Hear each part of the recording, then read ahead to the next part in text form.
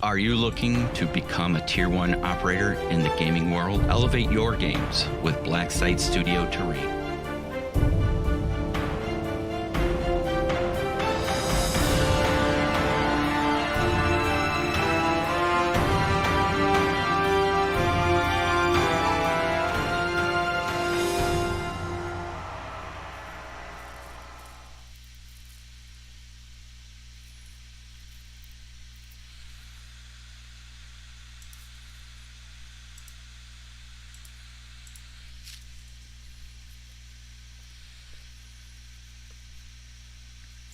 Okay, everybody, it looks like we are live. All right, now we're really live. We're live, and we've got hopefully a quick sound test. Jen, can you guys hear me okay? Through Twitch, not, Yes. not, not through the meeting. Can you guys hear me on Twitch? We will see what Jen says. I know you guys can hear me in the meeting. I don't know if Jen can hear me on Twitch. We are Foon. I'm not sure what Foon means. Okay, cool. Awesome. Awesome, cool. So thanks very much for Jessel the Cage. What is that? The Sage? I cannot pronounce that name, Jasel. So how you doing, sir or ma'am? How you doing? All right, cool. So hopefully, Jen and Rasmus, if I can get a sound test from you guys to see if people in the chat can hear you guys as well. Yes. Here's a sound check. Okay, there's Rasmus. Jen, can you give me a sound test, please? Jen, please say something. Okay, I'm unmuted. All right, cool. Okay, I'm unmuted. All right, we just heard that through the echo, Jen. You got to turn off that sound. Yay. All right, cool. So hopefully everybody can hear everyone in the chat. So hopefully, Jason, you could hear 3 people. That was me, Jen, and Rasmus, and we're going to go ahead and start this stream. This quick game of HK Ops, Modern Military Role-Playing, part of the Sitrep podcast channel.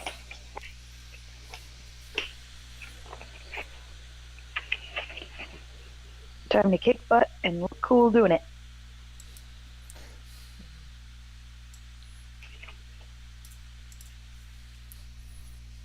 I'm turning down that sound a little bit so you're not quite so loud. Okay. I'll turn mine down too. Well, it's not to do with your volume, it has to do with your gain on your mic. Okay. Alrighty. We are currently missing one player. We're waiting for Brun to show up. If Brun, who is a third one of our players, if he shows up momentarily, we'll go ahead and get started. If not, we will push on without him as best we can. This might be interesting.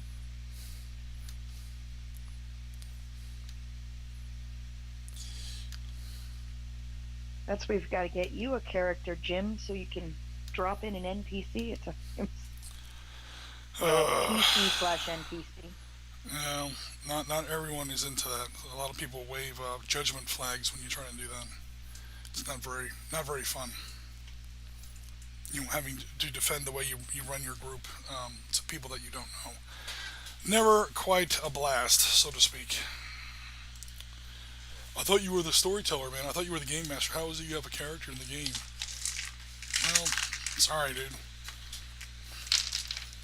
So I know I've done games like that like in the past, but this is like a community thing, so I'm gonna not do that. It's one thing to do that in like a friendly game, so to speak, like within like your own your own group or whatever. But this is going out to the community and to the Twitch universe, Sitrep universe. Speaking of which, let me check us out over here on YouTube, making sure that we're streaming on YouTube as well.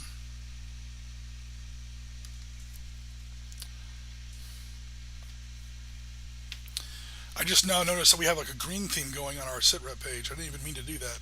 The graphics for HK Ops and 13 Hours are both like very green focused. That bright like OCD green. Oh well. Okay, folks. So we've gone through our characters for people here in the chat. We've gone through Rasmus's character, who is here. Hopefully you're seeing that character sheet on your screen. Um, Yes. we've checked it out. We've made sure that his XP is up to date. We've bought his new abilities, his new, excuse me, his new abilities, his new skills, and so on. Um,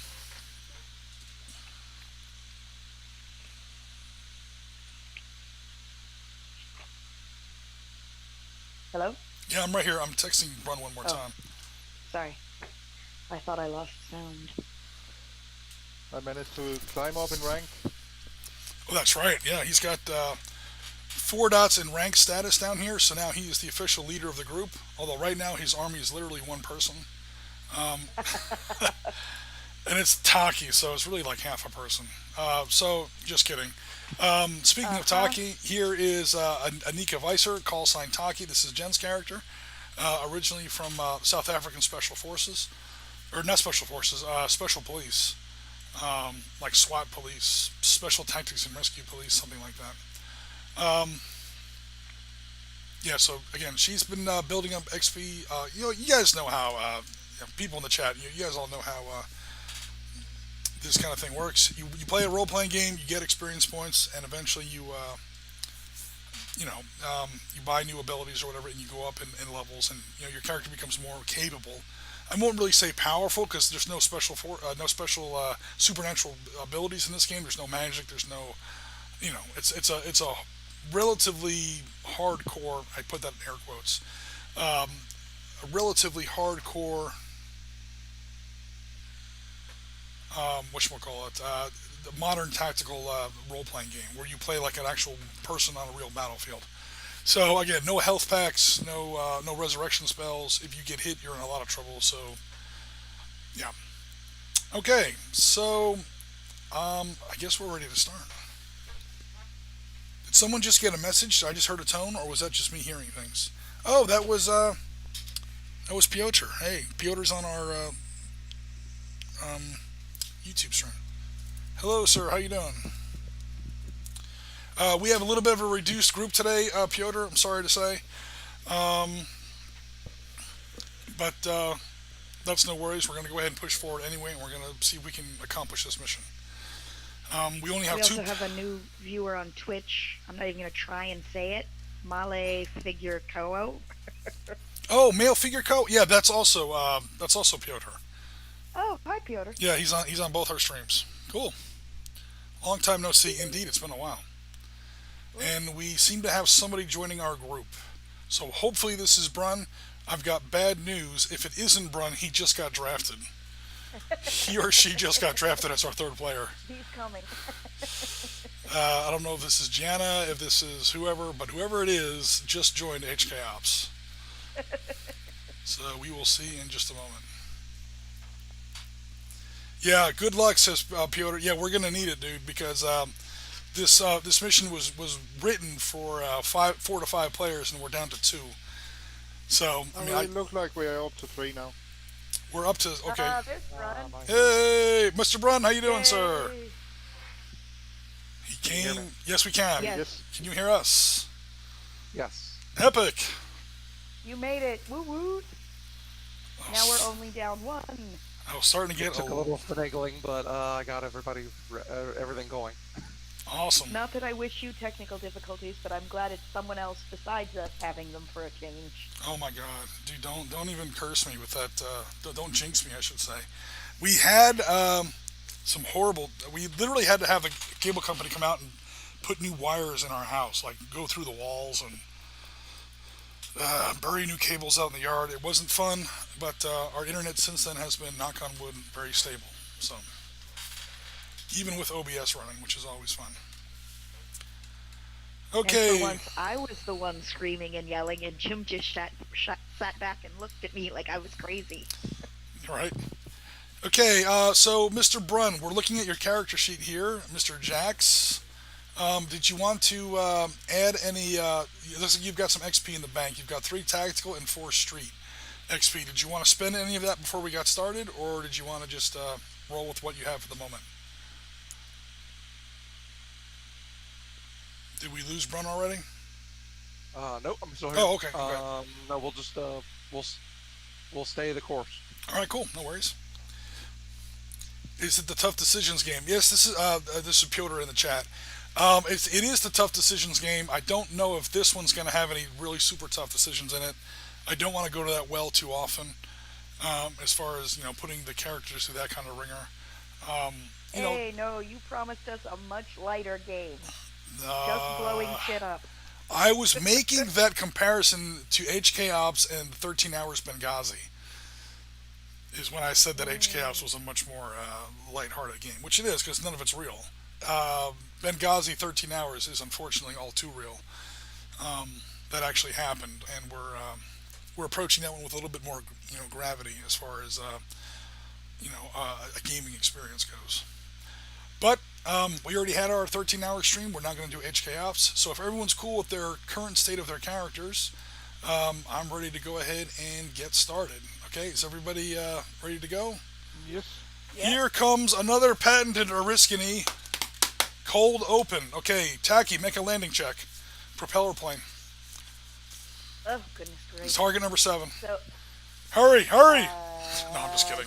is it dexterity or agility for a plane? I never remember. A plane is always going to be agility because planes have these things called pedals and yaw, and yes, it's agility. Is the short answer. Long story short, take your first shot. I actually have a shot here. I'm going to go ahead and take it. 3 successes. Oh man, that does not go giantly into that good night. Southern Comfort 80 proof. Okay, so 3 successes. Is that what I heard correctly? Yes. Okay, 4 difficulty dice. Target number 6. We'll see if you succeeded. I got 3 successes. I got a 6 and a 2. I got a 6, a 9, and a 10. How many did you get? 3. Okay, so a that's 6, a 7, and an 8. all right. So that's a tie. We each got 3 successes. Let's go ahead and do that again. Roll your dice again, please. Okay. She's trying to land this plane on a very bad runway. Same target number or higher difficulty? Well, obviously, same target number. Yeah. It's 3 always the successes same. again. Okay, well this A time out. 6, a 9, and a 6. I never need to know what the actual. I just need to know how many successes. 3 successes again. So here on the webcam, you guys should hopefully see that I only have 2 successes. So this time, basically you won the tiebreaker. Okay. So you were able to land the aircraft down. Okay, it was a bumpy landing, that's for sure. But the plane is in pretty good shape, and you are now on the ground. Where are you, you may ask? Welcome to Venezuela. Ooh. Dun, dun, dun. Okay, you are on a Venezuelan airfield abandoned somewhere in the northern coastal swamps of Venezuela. This thing has not been heavily used since the DEA cartel wars of the late 1980s. I know that was mostly in Colombia, but we're just going to go ahead and say that spilled over into Venezuela a little bit back in the day. Pretty much all of, Panama, Nicaragua, Colombia, Bolivia, Peru, Venezuela. There was a lot of problems down here with the big cocaine wars of the 80s and 90s, especially the 80s. This airfield was pretty much used during those times, first by various smugglers and cartel members and so on and so forth, cartel shipping networks. And then later by the DEA as they tried to crack down on that stuff, Venezuelan and Colombian governments. And, well, probably not the Colombian government. Colombia and Venezuela are not good neighbors. Let's just go ahead and say that off the top of the head. But by Venezuelan government as they were trying to, crack down on the drug trade back in the day. So that was the reason for the difficulty. And that was the reason for the 4 dice of supposed, difficulty dice. The counter roll to your landing check, long story short, is it's just very this runway is in horrific repair. If you've ever seen the documentary on the making of Apocalypse Now, they built that whole set, I think in the Philippines somewhere, or maybe it was Hawaii, and then they abandoned it, and they came back like 2 years later, and that thing was gone. The jungle just ate it alive. This is kind of what's happening with this airfield. This airfield has not been used since the late 80s, at least not heavily. And here it is, the year 2020, and you're trying to land on it. It's not in good shape. But secrecy Quote is Jeff Goldblum, nature finds a way. right. It wasn't a very easy, but you did manage to land it down here. Okay, so you're now in the middle of the jungle somewhere in northern Venezuela. Gentlemen, welcome to another successful landing on South African Air. Please grab your stuff and get out before we get blown up by something. Yay! Yeah, we're alive. Yay. Jax gets out and kisses the ground, right? Terra Firma, Let's go back. sweet mistress, I'll never leave you again. Skoback has joined the stream. Hello, Skoback. We are doing an HK Ops mission in now the title of the episode makes a little bit more sense. HK Ops Episode 4, Failed Paradise. If anyone's been watching the news lately, we know what's been going on in Venezuela over the last several years. So, yeah, here we go. And I didn't just kill the entire team landing. I even got a co-worker that's from down there, and yep, that's quite some stories. It's rough. Yeah, it's rough down there, especially Yep. economically. So, yeah, things are not stable, to say the least, and there is some problems and some people in Venezuela that apparently still have money that is not, local currency. That still have money that can actually be spent, have hired the Phalanx multinational consultants, i.e., our PMC company, our private military contractor company, fictitious company, to come down here and sort something out. Okay? So, everyone kind of bails out of the plane, and we start looking through our gear and our equipment, and we're trying to take a look at the rest, or I should say the next phase of our mission. Okay, so what is the next phase of our mission? What is it that we're actually doing here? Let's have some quick flashback scenes and talk about what's going on. So, what brought you to this disastrous place? For people in the chat who might not be completely familiar, we work for a fictitious private military contracting company called Phalanx Multinational. It's Phalanx Multinational Consultants. Hence, the abbreviation is PMC, like also private military contractor. We like to keep things simple here on Sitrep. We want to make sure everything's nice and easy to remember. Our main corporate headquarters is here in Alexandria, just outside the Beltway in Washington, D.C. We also have a more of a tactical training field, sort of a facility out here in Harpers Ferry, Virginia, where we do some more of our, gun ranges, weapons testing, vehicle. Home away from home. Yeah, it's a little bit. It's PMC outdoors. Here in the middle of downtown Washington D.C., however, although technically not downtown D.C., it's not even in the District of Columbia, but outside here in the city in Alexandria is our main corporate headquarters, which looks a little bit like this. And this is the conference room where we. There's our conference room that we often get our missions in, and that's where we get our missions in today. So here comes the beginning of our soap opera drama. Okay, we were called in to take care of a mission. We came into this conference room for our briefing, and in that briefing was our case officer, Marcus Bryant. We all know him. He's actually our actual boss, our main boss. And we have our S4 officer, so to speak, our personnel and administration officer, Scott Pelham, who looks a little haggard. He looks a little flustered. He's like dropping files out of his hand as he comes into the office. He's got too much paperwork. He's trying to do too much at once. That's because he's doing her job. That was Gabrielle Knight. She was formerly our S2 officer, so to speak. Here in civilian terms, she was our intelligence and operations officer, or case manager. So normally, the reason why our boy Scott here seems a little bit out of sorts is because he's pretty much doing the jobs of two people. Yeah, because she took a fall protecting Brun's ass. Yep. And as he begins the And briefing, apparently, she's quite fond of that ass. well, we'll get to that in just a second. Oh, great. Another log on the fire. Here we go. Hey, for once, it's not me with the romance angle going on. I did not start that shit. Well, okay, I started it. I started it. Red. 100% started it. I Nurtured it, stoked the fire, wrong. fed it premium wood. Wrong. I threw a match, and then Brun ran out there with a can of gasoline, and really blew it The up. rest is Australia and Southern California. Yeah, let's. So yeah, right now the briefing is just being handled by these two guys. So again, Marcus isn't going to do any extra work. He's the boss. I pay you fools to do all the extra work or whatever. So the burden of the briefing is falling on Mr. Scott Dellum here, who is not having the best of days. He is, of course, the archetypical, cheerful, helpful, outgoing.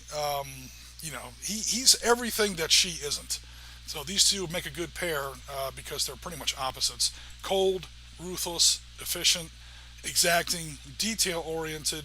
You better show up to her briefing with your boots laced left over right, not right over left, or she's going to know about it, as opposed to this guy who is exactly the opposite. He's much easier to get along with. He's much more easygoing. However, if he's in charge of your operations and your intelligence, again, one thing he's not is terribly detail oriented. And on top of that, he's overworked. He's doing the jobs of two people right now. So you guys can tell that. In other words, our intel is going to suck. Yeah, I mean, the second you guys see him walk in there with all the intelligence briefings and he's doing two jobs, you're like, oh, this job's going to be interesting. Yeah, you're going to have a little bit more leeway. Look at it that way. That's probably the positive way of putting it. The not so positive way. Yeah, the not so positive way is going to be a clusterfuck. So he starts to make the. So actually, the first part of the briefing will be handled by Marcus. That's our actual case officer here, and he gives you pretty much the situation and the mission. So the situation is Guillermo Montes is a top aide to a Venezuelan opposition leader, Juan Guaido. Hopefully I'm saying that right. All right, so Juan Guaido. Hopefully I'm saying that right. Guaido. I'll say it that way. Juan Guaido is a real person. He's the actual guy. We have a picture of him here. This is actually the real opposition leader in Venezuela at the moment. Okay, he is the guy who is actually trying to. He is the quote-unquote legitimate, or not the legitimate. He's the recognized opposition leader. In fact, some say he's the legitimate president of the country right now. I don't want to get all into the economic politics in Venezuela at the moment, but he's the guy who is more or less. I don't want to say he's a rebel leader because, as you can see, he's not a military commander of any kind. But he's the guy trying to take the government of Venezuela away from the people who currently run it, and or not having a terribly easy time because the economy in Venezuela at the moment is very it's not good. Okay, so that's an actual character. You're not going to meet him, but this guy that you're going after, Guillermo Montes, works for him. So who knows if he actually hired you or if it was this Guillermo guy or somebody else, but that's the actual not to say historical, it's current. He is the real life current opposition leader in Venezuela at the moment. He's not in Venezuela. He would be shot if he sat inside Venezuela right now. Last I read, he was somewhere in Bogota, Colombia at the moment. But he's the guy that's actually trying to run the country in Venezuela. He's recognized as, if not the opposition leader, the outright legitimate leader by the United States, by Canada, by a lot of our NATO allies, whereas the current leader is currently backed up by all of the usual suspects: Russia, China, North Korea, Turkey, so on and so forth. Maybe not Turkey, but some other countries that maybe aren't on our Christmas card list at the moment. So that's the guy that he's the quote-unquote the Mon Mothma of the story. You're probably not going to meet him, but he's the real-life opposition leader. Now, the guy that you're probably going after is this guy right here. It's Guillermo, like I said, Guillermo Montes. My Spanish is terrible. I apologize in advance. He is Guaido's liaison with the International Red Cross, the South American Lima Group, and we'll explain a little bit about what that is, and the United States State Department. Okay, so this guy here is the go-between between. This is a fictional character. This guy here is the go-between between the real-life opposition leader and quote-unquote good guy powers. The U.S. State Department, I say quotes, the U.S. State Department, the International Red Cross, the Lima Group. I'll explain what that is in a minute, and so on. Now, Montes is currently surrounded in his villa. Again, the real good guy, or the opposition leader, Guaido, cannot set foot in Venezuela. So he works through proxies. This is one of his proxies. This proxy, Guillermo Montes, is currently in Venezuela, sadly for him. Montes is currently surrounded in his villa by paramilitary police, or I should say paramilitary police and also paramilitary militia, loyal to the generals of the Venezuelan president, Nicolas Maduro. Now, he's the guy who's actually running Venezuela at the moment, in the city of Carapano. Um, Montes is an important figure to the Juado opposition movement. Phalanx Multinational has been contracted by friends of the opposition. He won't go into detail on that, but that's probably the Lima Group or possibly even Black Ops agencies in the U.S. government to effect a range of executive solutions through the Venezuelan crisis zone. X Team 619, that's you guys, Escalation Team 619, has been assigned one of those mission packages. Okay, so again, we have the opposition leader who's not in Venezuela. We have him working in Venezuela through various proxies. This is one of his more important proxies, this fictional character here, Guillermo Montes. Guillermo Montes is currently holed up in a town here in northern Venezuela on his villa. He was operating fine.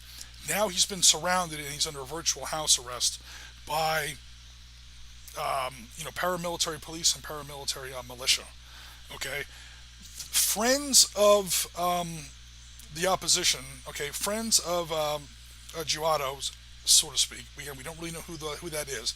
Has hired Phalanx Multinational to do all kinds of stuff here in Venezuela. So it's a whole contract package. So you might run across other X teams down here. X Team Sigma might be down here. Who knows? But there's a whole bunch of stuff going on down here. You guys are getting one of those mission packages. Okay, so long story short, take another shot. PMC, Phalanx Multinational, has kind of stepped into the quagmire here down in Venezuela.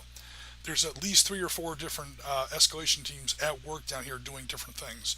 One of those jobs has been assigned to you, and that specific mission is as follows. Okay, he's assigned, this is Marcus Bryant again, has assigned Escalation Team 619 the mission to find Guillermo Montes. Again, that's the proxy go. Guillermo, thank you, Montes. Safely extract him and escort him out of Venezuela. Long story short, get him out of the country. Options for safe zones include Bogota, Colombia. That's this first target icon down here. You can get him there. I lost my place in my notes. You can get him to Trinidad. You can get him, which is actually right down here. You can get him to Trinidad. You can get him to Curacao. Okay. Or in a pinch, you can even get him all the way back up to Miami, Florida. These are 4 locations where, 4 locations where it's safe to get them. So your job is to go into where the red targeting icon is, find this guy, get him out of there, Montes, get him out of there, and get him to one of these 4 safe zones. On paper, it's a pretty simple mission. Well, it may not be simple, but it's straightforward. Go in there, get this guy, and get him somewhere where he's safe. You got to get him out of Venezuela.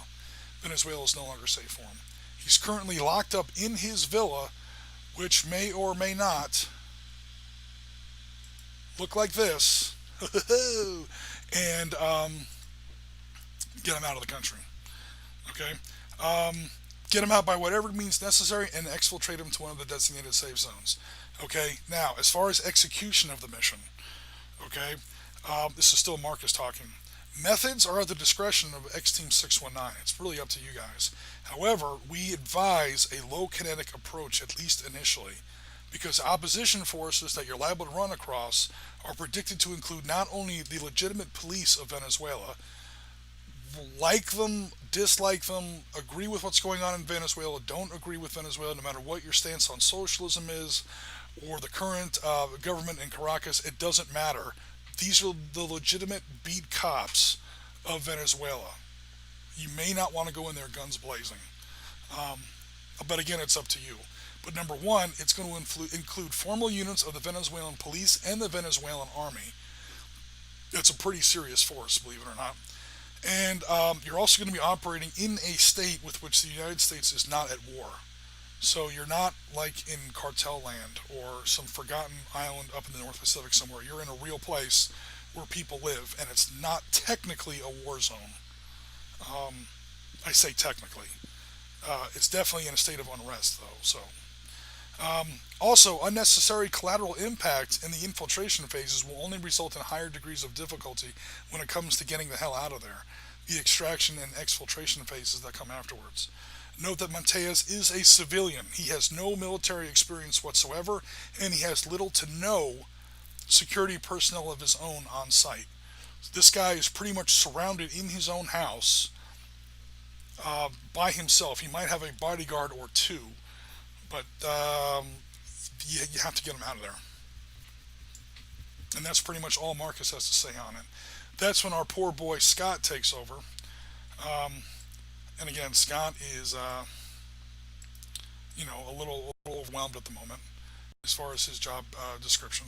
So he's going to be like, okay, yeah, he's arranged a staging point for you guys at the island nation of Grenada. So everyone knows where Grenada is. Anyone who's ever seen Heartbreak Ridge. Okay, so that's where you guys took off from in your plane. He's arranged a staging point in the island nation of Grenada, where you have diplomatic immunity under the aegis of the United States Department of Defense. From there, you will have access to a pre-staged twin-engine turboprop leased by PMC Limited, so return the aircraft in good order, please. We have to pay for that. For use in a dark flight into an abandoned airfield in the jungles outside of Carapano. The airfield is marked on your map. Hello, that's the little red arrow there, or the little red targeting icon there. It hasn't been used consistently since the drug wars of the late 1980s. Command and control, the last phase of the briefing is Frederick Otenson is in tactical command of this mission. Marcus Bryant, of course, is the case officer, with Scott Pelham as Scott Dellum, I should say, operations, intelligence, and administrative lead. Yes, he's doing Gabrielle's job as well, who is, well, they don't really say, but it's understood around the water cooler in the office, so to speak, that she's under administrative review. So now that I'm about ready to lose my voice, and from talking so long, I'm going to catch up on the chat. Do you need some hot tea? No, I'm good. The point is, it's up to you guys now that you know what the mission's going to be, what kind of weapons you're going to bring, what kind of equipment, and so on. Now that you're in the country or whatever, and we're ready to get started in earnest. So here's a little bit more information. Carapano, again, that's the actual city where you guys are targeted to go. Here's a little bit of a zoom out of northern Venezuela. Zoom in, I should say, of northern Venezuela. And if we zoom in even more, there is our abandoned landing field. Okay, so that is actually where you landed. He is somewhere in here. In fact, he gave you the address. We all know where he lives. He's on like kind of the outskirts. He has a really nice house. So it's not like downtown and like the urban crunch. He's on the outskirts, in the nice suburbs. Such as they are, given the current economic state of Venezuela at the moment. And how far is between those 2 points? At least 10 or 20 miles. You guys are probably going to need a vehicle.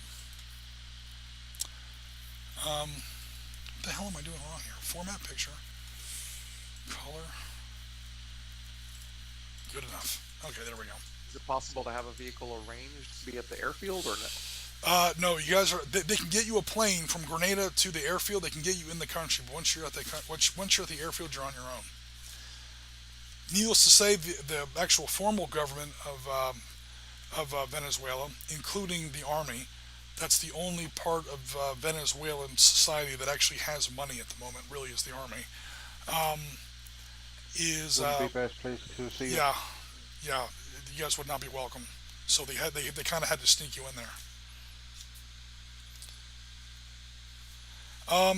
So Scott, I think we'll Scott the sounds. material rifle. Okay, so you're not going to bring the big rifle, or you are going to bring the big rifle? I think we'll leave that one behind. Oh, okay, cool. So let me get to your character sheet here. So we're not going to bring in the very large the sniper rifle, V large. We're going to bring in something else. We got many choices. I think we'll take the assault rifle, and then we'll take a pistol. You probably have the assault rifle large. You already had an assault rifle large. You had both. Oh. Okay, so then I will go ahead and look for a pistol. I've got a pistol here somewhere. Automatic or revolver? Revolver. Revolver. Okay. Generally, like what caliber? I like big guns, so we'll take large. Or that weighs too much. We'll go for medium. I don't think so. You have 11 points now. Yeah, actually that costs 12. So if I go down to medium, please be one. Nope. Please be one. Okay, revolver small, or we can go to a medium size, a medium assault rifle. A medium assault rifle is like AK size, anything 30 caliber, 7.62. No, That way yeah, we, then we, we'll we, go we can, very large on the revolver. let's see. Very large gets you up to 3. Now you're over budget again. Um, That's Large. a large. I think that gets us out. 7 plus 2 plus 2 is 11. That is your carry capacity, and that, of course, for people in the chat, that is the sum of your physical attributes, of your tactical attributes. You add all that up. Again, whenever I explain stuff like this, I know you guys know this, but there's people in the chat or whatever. That determines how much the character can carry.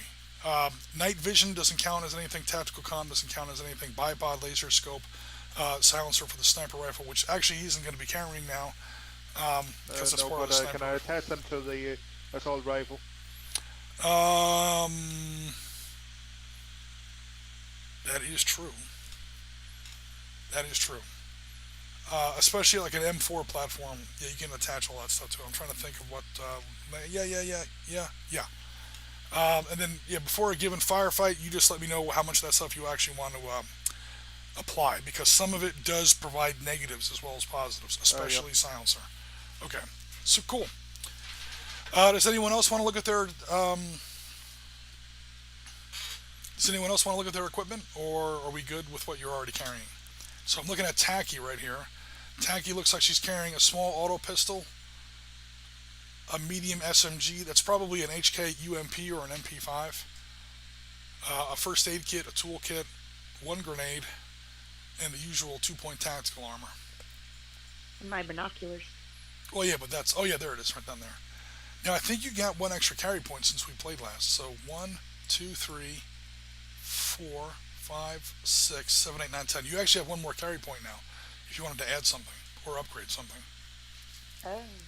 Yeah, there's only, you'll notice there's only 10 load points in your weight column, and you now have 11 capacity since you bought that extra dot in agility. Oh. Yeah, you have to And I carry think one. we'll leave Four, bubblegum at five, home. 6, 7. Yeah, I kind of figured. 11. In trying to think of what would be useful. Do we need a communication kit home? No.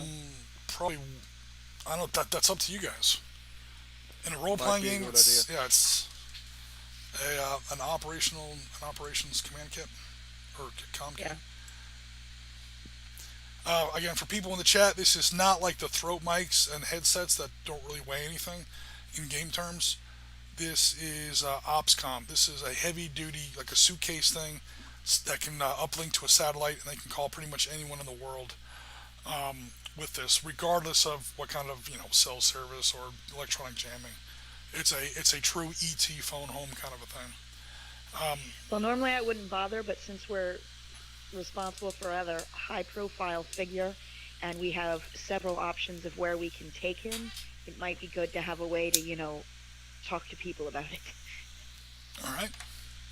And then that brings us to Mr. Jax. Given that we know now about the mission, Mr. Jax, did you want to update or change your equipment profile at all, or are you happy with what you're carrying? I'm happy with what I'm carrying. I think it's good for what we've got. It kind of matches Sirius's makeup, but the only thing I would probably add is maybe a silencer. Okay. A silencer for the pistol or for the assault rifle? Or assault carbine? The pistol. If I have to use the assault carbine, then we've already screwed the pooch. So you have a small auto pistol with a silencer, a true James Bond. You have like the Walther PPK with the big, the silencer is bigger than the pistol, kind of a thing. You're carrying Can a I get Smith one? & Wesson, and you've already had your 6. That's the idea. I didn't think about that. I could probably use a silencer too. So are we having this scene down in the armory, guys, where, Taki goes in line. She goes in front of the cage. She's like, what equipment do you want to sign out? You sign out your equipment, and you're standing there. Now Jax goes up there. He does the same thing. Hey, he got a silencer. I want a silencer too. Get back in line. Fill I out. want one of those. Fill out more paperwork. It's pretty. Okay, I'm just gonna put this up here because you've run out of slots in your little sheet, and I don't want to. Oops. Silencer for the pistol. Cool. It doesn't weigh anything, and you've literally run out of slots here. Should I grab one for the revolver as well? Okay, now the armorer guy just throws all his paperwork up in the air. He's like, "Okay, silencers for everybody. You've got a silencer. That's a silencer You for." can't put a silencer on a revolver. Yeah, that's actually true. You cannot put a silencer on a revolver. Well, you can. It just won't do any good. I see that in movies. It's the dumbest thing I've ever seen. It's an open chamber. The cylinder of the the part of the revolver that revolves. I mean, you can have one. It just won't do you any good. Nah, we'll keep to just having it for the big gun. Or you can switch to an auto pistol. To my knowledge, I've never fired a weapon with a silencer on it, but from what I know, silencers on revolvers straight out don't work. Should we take a auto pistol with a silencer? I don't know. Right now, a large. They both do equal damage. Revolvers are usually they have a lower rate of fire, but they are slightly more accurate. And more reliable. Well, there's no Yeah, real. I'm because talking of about the it. revolver. I'm talking about in game terms. Yep. I don't really have like a reliability rating here. Like, okay, revolver large is +4 damage, +1 rating. Auto pistol large Is -1 rate. is -1 rating. Yeah, it's less accurate. Yep. We'll stick to the revolver. Okay, cool. I'm an old-fashioned guy. A large revolver. That's like a 44 Magnum. Yeah, Yep. ba-boom! Do you people lucky punk? Yeah, I got your Say it. I got your fortune cookie. He opens it up. It says you're shit out of luck. This is the 44 Auto Mag, largest handgun in the world. It'll take a man's head clean off. Did I fire 6 shots or 5? I lost track myself in all that excitement. Fortunately, we do keep track of ammo in this game, but not down to the individual bullet. Alrighty. So, Silent Wars says, yeah, Silent Wars. Everybody wants, it still looks cool. Yep, let's go back. And Piotr, thanks very much for hanging with us. Alright, so, the last little bit of the briefing scene as you guys are coming out of the armory, they will ask, look, we know that the briefing was a little rough around the edges. We do have, if you want to go to conference room 3053, we do have a little bit more of a regional briefing in progress. Actually, it's going right now. If you guys want to check in on that, or it's up to you guys. It doesn't really have to do with your mission specifically, but Scott's just trying to offer whatever help he can. He realized he kind of screwed the pooch on that briefing. It would be nice to know what was going on in the area, both so we don't step on any feet and, we don't, run through somebody else's op. All right, so Exactly. you guys go upstairs to 3050, the other conference room, and you guys step in the conference room, and that's when you realize, surprise, surprise, Gabrielle Knight is giving that briefing. And there's 2 other people in there. They're not really interested. Who knows who they are? They're just window dressing. She's kind of been put in the basement kind of a job where she's giving briefings to nobody, and she's just she's doing the best she can. She's on probation. She's kind of out in the corporate version of the doghouse for the moment. I have almost a whole page of text here. I won't read it all because we've already had the briefing section go too long. But super fast, I will literally read the first sentence of each paragraph here. Venezuela. Okay, Hugo Chavez came to power in Venezuela in 1998. We all remember him. Okay, Venezuela is very, very, very important to the United States. It is our old enemy, oil. Oil, oil, oil. In fact, after Saudi Arabia, this might be the most oil-rich country left on the planet. There is a shit ton of fucking oil down here. It's also right next to a little thing we like to call the Panama Canal. And if you want to see the United States Department of Defense, Joint Chiefs, and State Department shit a chicken in a hurry, threaten the Panama Canal. It's actually more important to us than like the Straits of Hormuz or the Persian Gulf or anything like that. The Panama Canal is America's Suez. Our economy would almost collapse if something happened to the Panama Canal. Everything that we buy comes in from Asia, comes in from China. Our oil, oil couldn't get to the West Coast. Everything would have to be trained across the country. It would screw everything up. So anything that happens in Colombia, Venezuela, Panama, anything that threatens the Panama Canal is a huge thing. So ever since Hugo Chavez came to power in 1998, America has had a big target crosshairs on Venezuela and has been watching this country very, very closely. Again, mostly because of oil. His socialist government was able to successfully, run the country very successfully for a while, pretty much because they could just pump free money out of the ground with oil. And they've been pumping oil and pumping oil and pumping oil and pretty much printing money. And again, I'm not going to get into what you do or don't feel about socialism as an economic system because that's kind of a charged topic or whatever. For a while, it was working in Venezuela because again, they were literally sitting on a pile of liquid money. They would pump it out of the ground and they would just flood it out there and everything was fine. 2014 comes along, oil prices crash, and there goes Venezuela's economy. Okay, so Chavez died in 2013. The vice president at the time, Maduro, takes over. He's the president now. He's continued Chavez's policies. It hasn't worked because now, again, they're no longer having that success with oil. This policy has resulted in hyperinflation. I actually have these from the International Monetary Fund. Estimates that inflation has hit in 2019 10 million%.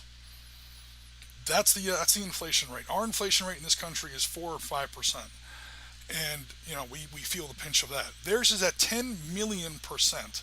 The money is That's a joke. No, it's not. That's from the International Monetary Fund. I know it's real, but their economy's a joke. This hasn't happened in the developed world or semi-developed world since Germany right before World War II. Another reason we've been watching this country very closely. This could be where the next Hitler comes from. This is what allowed Hitler to take power in Germany. People were wallpapering their house in $100 bills because $100 bills were cheaper than wallpaper. You would need a wheelbarrow full of money to buy a loaf of bread. And the other thing is that they haven't maintained their oil. Well, they don't have any money.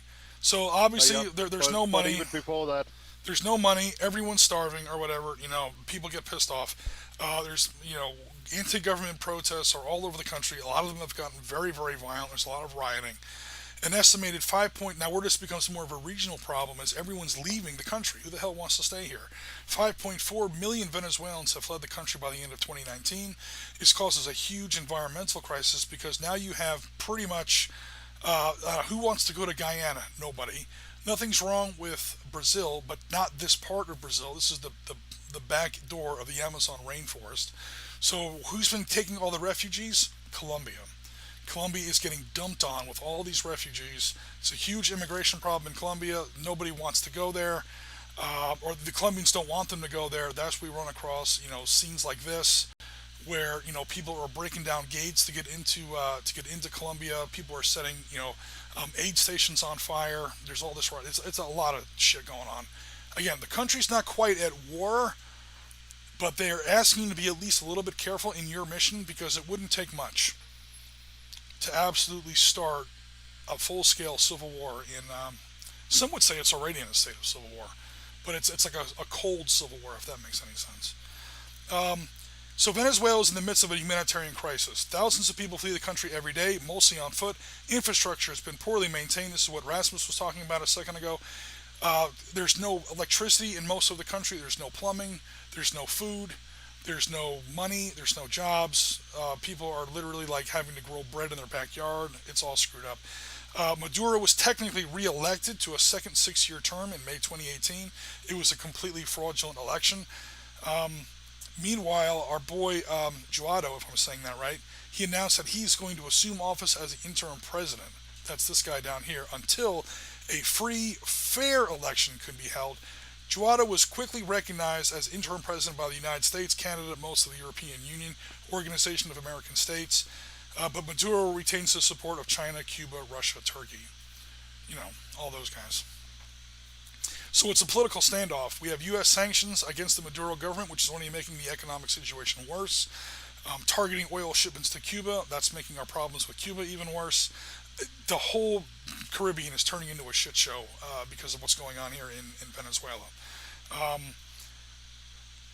Russia continues to support the Maduro government. They've even sent Russian troops to Venezuela in March 2019, helping the government evade sanctions in the oil industry.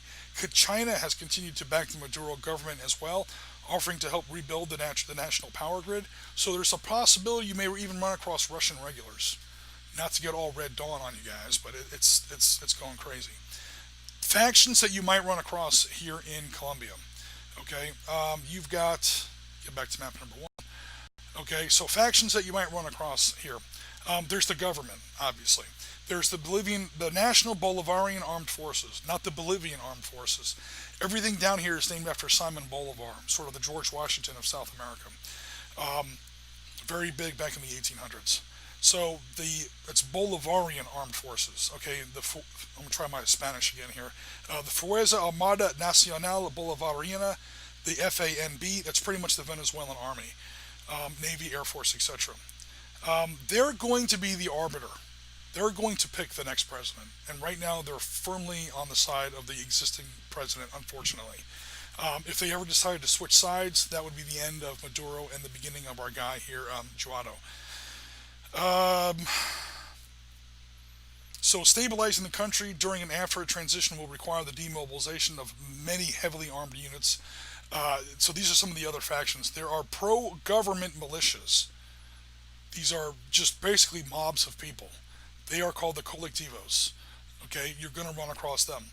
There's Colombian guerrillas from the National Liberation Army, or the ELN. These are leftover communist rebels that fled Colombia after the Civil War of the 1980s, 1990s, and they now hang out in the western parts of Venezuela. So keep an eye out for them. There's dissidents of the Revolutionary Armed Forces of Colombia. Again, the FARC guerrillas. Again, that's kind of a throwback to the 1980s, 1990s, but they're still active. They're not active in Colombia anymore. They got kicked out of Colombia. They're now running around Venezuela. Venezuela has sort of become the Wild West of South America. And a powerful homegrown criminal organization known as sindicatos. So you've got two left over from the 1980s Cold War, leftist, Marxist, communist groups, whatever you want to call them. They're pretty much just bandits at this point. You've got two of those, the ELN and FARCs. You've got the pro-government colectivos, and you've got straight-out mafia guys, the syndicate or the sindicatos. Okay? So it's a party all around. Yeah, the country's in chaos is the short answer. The situation became even more complicated and dangerous. The announcement of 29 August that a number of... do I even know this? Do we even need to know this? We need to know this. No, that's okay. All right, so Gabrielle wraps up her briefing. She's like, God save anyone who gets sent down to Venezuela, and then she sees you guys come in. She kind of clears her throat. She's like, sorry, guys, but I just got word that you guys got orders to head down to this place I just got done describing. She apologizes for not being the most generous in her briefing. So anyone have any questions? Now that her briefing is over, Gabrielle's gathering up her paperwork, shutting down her laptop, closing down her presentation software, so on.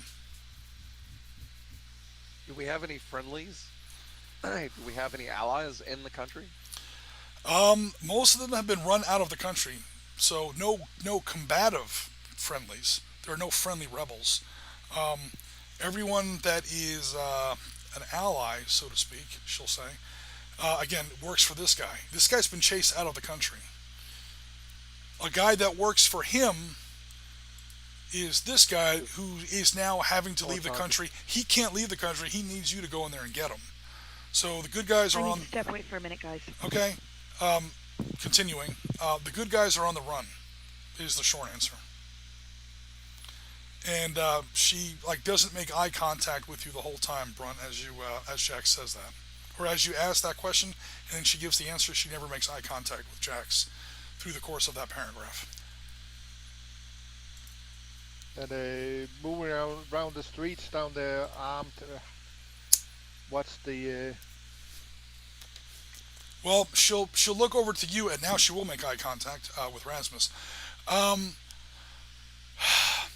the average person in their house might be on your side, like the average unarmed civilian, because a lot of people are tired of the Maduro government and they want him out, and they're supporting Juado. But Juado doesn't have any guns. He doesn't have any muscle. He's trying to get the United States to take a little bit more of a firm stance on putting him back in power, or putting him in power, period, and ousting this government. But to do so, again, means an outright confrontation with the formal Venezuelan army. You're going to have to declare war on Venezuela to do that. And the United States is not ready to do that. There's just too much oil down there. And if we move around armed in the street, how much of a stir will we cause? She does not. She doesn't really see that much of a problem. Here we have a whole bunch of guns and so on. In fact, there are even some tanks here in the middle of the street at a pro-government rally. That's this picture over here. Yeah, I'm looking at a lot of firepower there. And that's a quote-unquote peaceful demonstration. So, yeah, like I said, the city's in chaos. The average civilian's not going to say anything. The cops might not. Maybe if you pose as colectivos or if you pose as sindicatos or something like that, you might get away with it, but... Just so we know. I don't think the average person is going to call the police.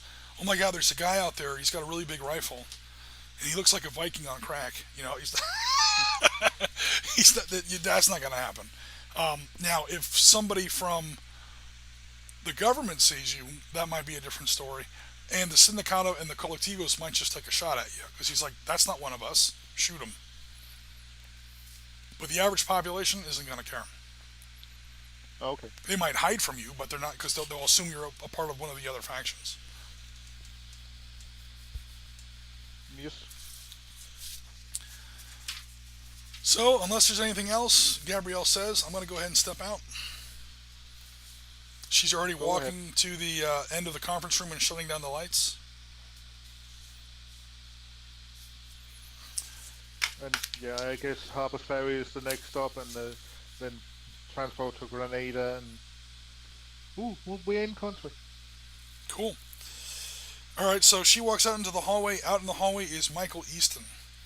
Okay, Michael Easton sees her coming and says, "Oh, hey, honey, how you doing? You ready to go to lunch?" She's like, "Yeah, sure, no problem." And unless anyone does anything else, they're going to head off to lunch, and that's going to be the end of the scene. Going once. I don't have a dog in that fight.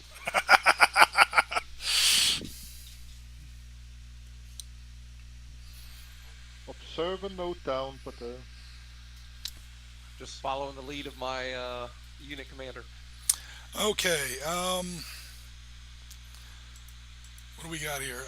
Ajax, do me a favor. Make a perception plus social observe check. Usual target number.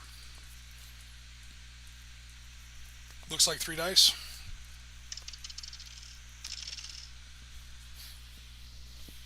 One success. Yeah, I won't make you roll for the fact that things have definitely gotten chilly. That was automatic. Everyone can see that. As far as why,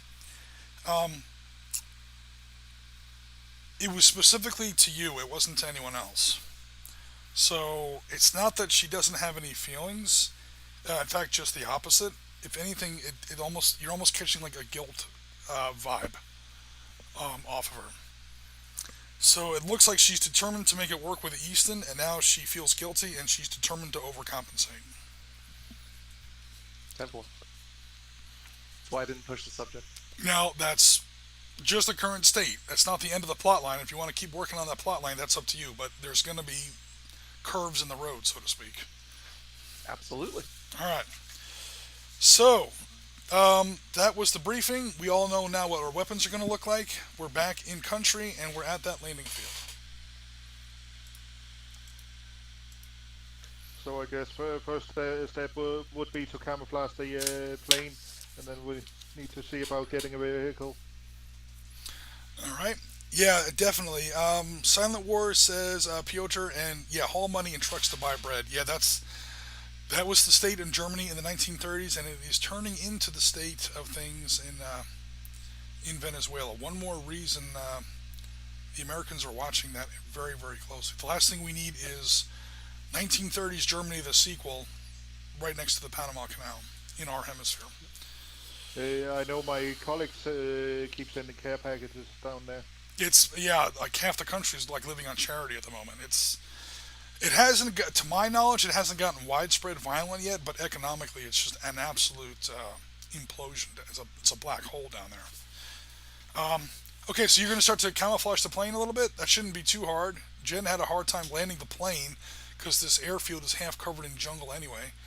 But yeah, so we're going to go ahead and make a for Rasmus. We're going to go ahead and make a where is camouflage on these sheets?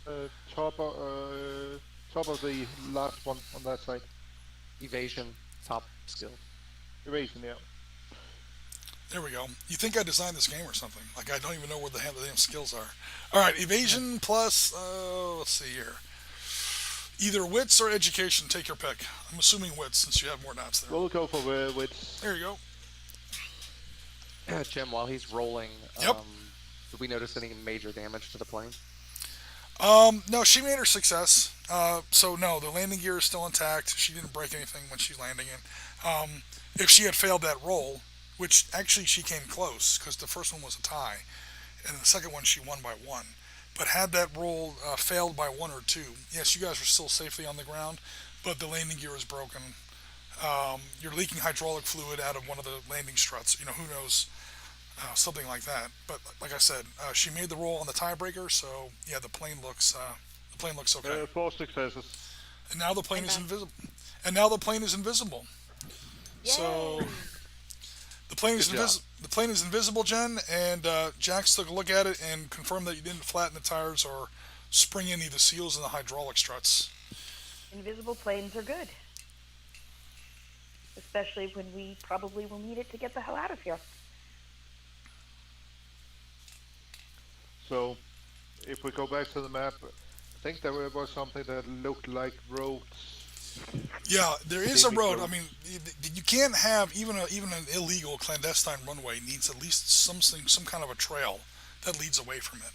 So even if you were here back in the 80s smuggling coke out of the country, you are going to have a truck that gets you here. So yeah. How much money So we're the American red dot. did we have the chance to bring? I don't know. What do you have on you? You have how many dots and resources? $20? Yeah, but Hey, nobody thought to ask for money while I was gone. Nobody thought to ask for money, and that scene is over. So no one has any flash money. This is not an episode of Miami Vice. You're in Venezuela, not Colombia. I have 2 dots and finances. Then you have a couple $1,000 if you need it. Which down here would probably go a long way. So just to confirm, we're the red dot, and the guy we want is at the blue dot, or the other way around? That is correct. Wait. The first one is correct. You landed at the red. There's a little airfield, and you see the little. It's drawn on here as a road, but it's more like a little one-lane Jeep dirt trail through the jungle, half overgrown. And yeah, you're trying to get back. You're trying to get. Now, this guy, you know, he's in his villa, so you won't have to go looking for this guy. You know exactly where he is. And again, you have like literally his street address. So we better start making it down the road and see if we can find somebody that have something with wheels on it. We walk until we can either steal or purchase something else. Okay, who's on point? Not it. Brun, do you want to be on point, or is it up to Rasmus? Up to you guys. Yeah, I don't mind You taking don't want me on point. Put the jungle. is more. I was gonna say more your terrain. jungle so recon. Yeah, we're both recon, so I apologize in advance, Rasmus. There's going to be a lot more jungle missions than ice missions. I know. Only because, I mean, how many war zones are in the Arctic? I mean, there's not many. How many war zones are in the jungle? There's a lot. Desert's going to be the real one. Notice I haven't really sent you guys to the Middle East yet. That's going to Yep. be like your graduation prize. Jen, are you rattling dice? Right. Yes, sorry. That's okay. Um, Jackson on point, Taki in the middle, and I'll cover everybody on the back with the rifle.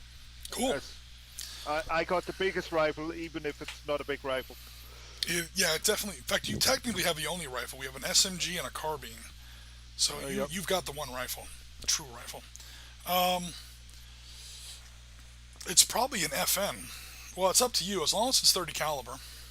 So it's not That sounds good. it's not an M16. It's not an M4. It's got to be something at least 7.62 millimeter. Cool. FN sound good. Awesome. Especially if you hark back to my story, that was an FN This is that I true. used to for therapy reason. Yeah, that and an M1 Garand. I couldn't believe that, and I was like, holy shit. I mean, that's a good rifle. I'm just surprised people still use it. They use them in the Arctic because they are durable. Yeah, they are that. If nothing else, you can freeze the sucker up and defrost it, and it'll still shoot. Tag, tag, tag, tag, ting! It got to the point where Germans were listening for that ting. That was the sound when the M1 Garand runs out of ammo and it ejects its metal clip. And Germans in World War II were like, when you hear that ting, he's out of ammo. That's when you charge him. And then the Americans got wise to that, and they started carrying around an extra clip. And they would fire off 2 or 3 rounds out of the 8-round mag, throw the extra mag on the ground, ting!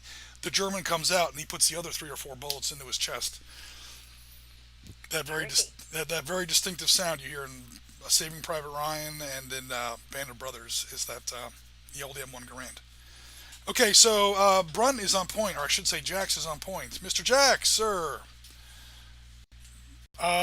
What kind of measures are you taking when you're on point that you don't get blown the fuck up or ambushed or step in dog shit or whatever? Various things that can happen to you. I'm Again. assuming I would use perception and wilderness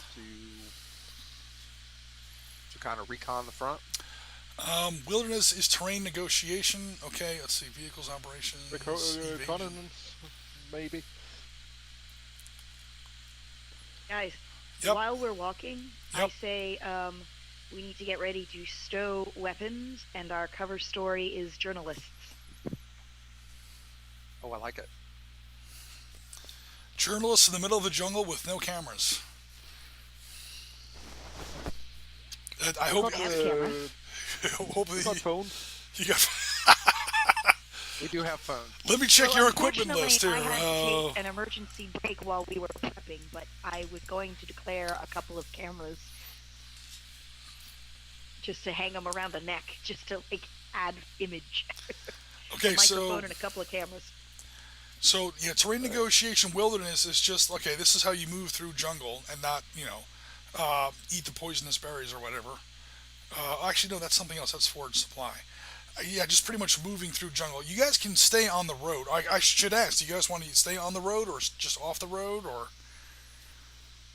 I'm assuming Well- we'll stay on the road. Okay. since Yeah, if off we're middle. trying to Yeah, find a vehicle of some kind. Okay, so you guys are like hugging like one side of the road. Again, the road is only about 8 feet wide anyway. I say road. It's more like a jungle trail that you can barely drive a Jeep down probably if you really had to. Cool. So Jackson, let's take about if you're trying to keep an eye out, let's do a perception plus reconnaissance check, please. Meanwhile, I will turn on Mr. Webcam, and I will say the jungle is basically just 3 dots of difficulty. And, is someone trying to hide with evasion plus wits? I don't know. Let's add 3 dice to that pool. Alright, so go ahead and make your roll, Mr. Jax. Usual target number. 2 successes. 1, 2, 3 successes. For people in the chat, anything a 6 or above is a success. Yes, I totally stole this system from Old White Wolf 1990s storytelling system. Although it's like a slightly simplified version of that, just for our little games here. All right, so that's 3 successes there. Um, you did not hear anything. They heard you first. Actually, that's not fair. Um, that was the roll to see if you heard them, and you did not. So now, since you're out in front and you're trying to be careful and quiet too, give me a tactical evade plus wits, and I will roll their perception.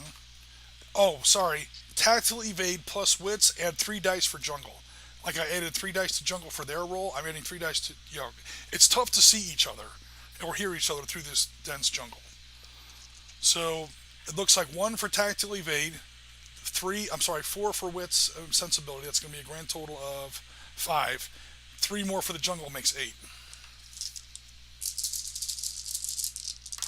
dice. And roll many successes, please, because they just got a pretty good roll. We can't see your. Sorry. Jim. 6 successes, almost 7. I missed it by 1 point. Oh, awesome. Okay, so neither of you heard each other. This jungle is swallowing all the sound and blocking all the lines of sight, which is not really surprising. All right, so now it's just going to be a straight-out tiebreaker. Mr. Brun, roll 1d10 as high as you can. I will roll 1d10 as high as I can, and we will see who sees/hears the other first. Here we go. That came out with a 6. You have to roll. And I got a 7. By the slimmest of margins. Like, he stepped on a twig like a split second before you did. You are going to see a Jeep parked up ahead. Right as you came around the bend, you see the Jeep, and right before you see the Jeep, you do hear guys in the woods. It's not a footstep, it's not a cough, it's not a gunshot. You don't know what the hell it is. Do me a favor, like a quick perception savvy plus, not social observation. Tactical evade. No, you're not trying to evade anybody. Give me a second here. Yeah, you wish. Cover and conceal. He's picking all the skills that he has a lot of dots in. Oh, I only have 1 dot. Yeah, wits. No, it's gonna be perception and savvy plus. Navigation. No, it's see if your guy can identify what something sounded like. Which I don't really have like a general alertness rule here, which I deliberately left off the sheet because that's one of those skills that gets overused in most games. Okay, I'll just say tactics. Tactics plus perception savvy, 3 dice. 2 successes. It sounded like a shovel digging into dirt. You heard that a split second before you came around the bend and you saw a Jeep parked on the side of the road, and off in the jungle to the side of that road, somewhere in the jungle, maybe 20 feet, you heard what sounded like a shovel hitting the dirt. Like digging, like that, like when you're digging a hole in the ground or whatever. And then, like, literally, you saw them like a split second before they're going to see you. You have to act like immediately. You see 3 guys in like paramilitary gear. It looks like the South American version of the Goodfellas scene. They're off in the woods digging a hole. What are you doing? I'll hold the group up. 4. Is there a chance 3, to hide, like 2. behind? Well, back up into the brush? we already made that roll. They're going to see you Okay. a split second after you see them. Okay, then I'll signal 3 people, hand signal 3 people ahead, and pull out a weapon. All right, cool. Shoulder the rifle. All right, they heard you like literally a split second later. They're turning around. The guy's dropping the shovel, and weapons are coming up. So you got like I said, it was a tiebreaker, and you won the tiebreaker by 1 digit.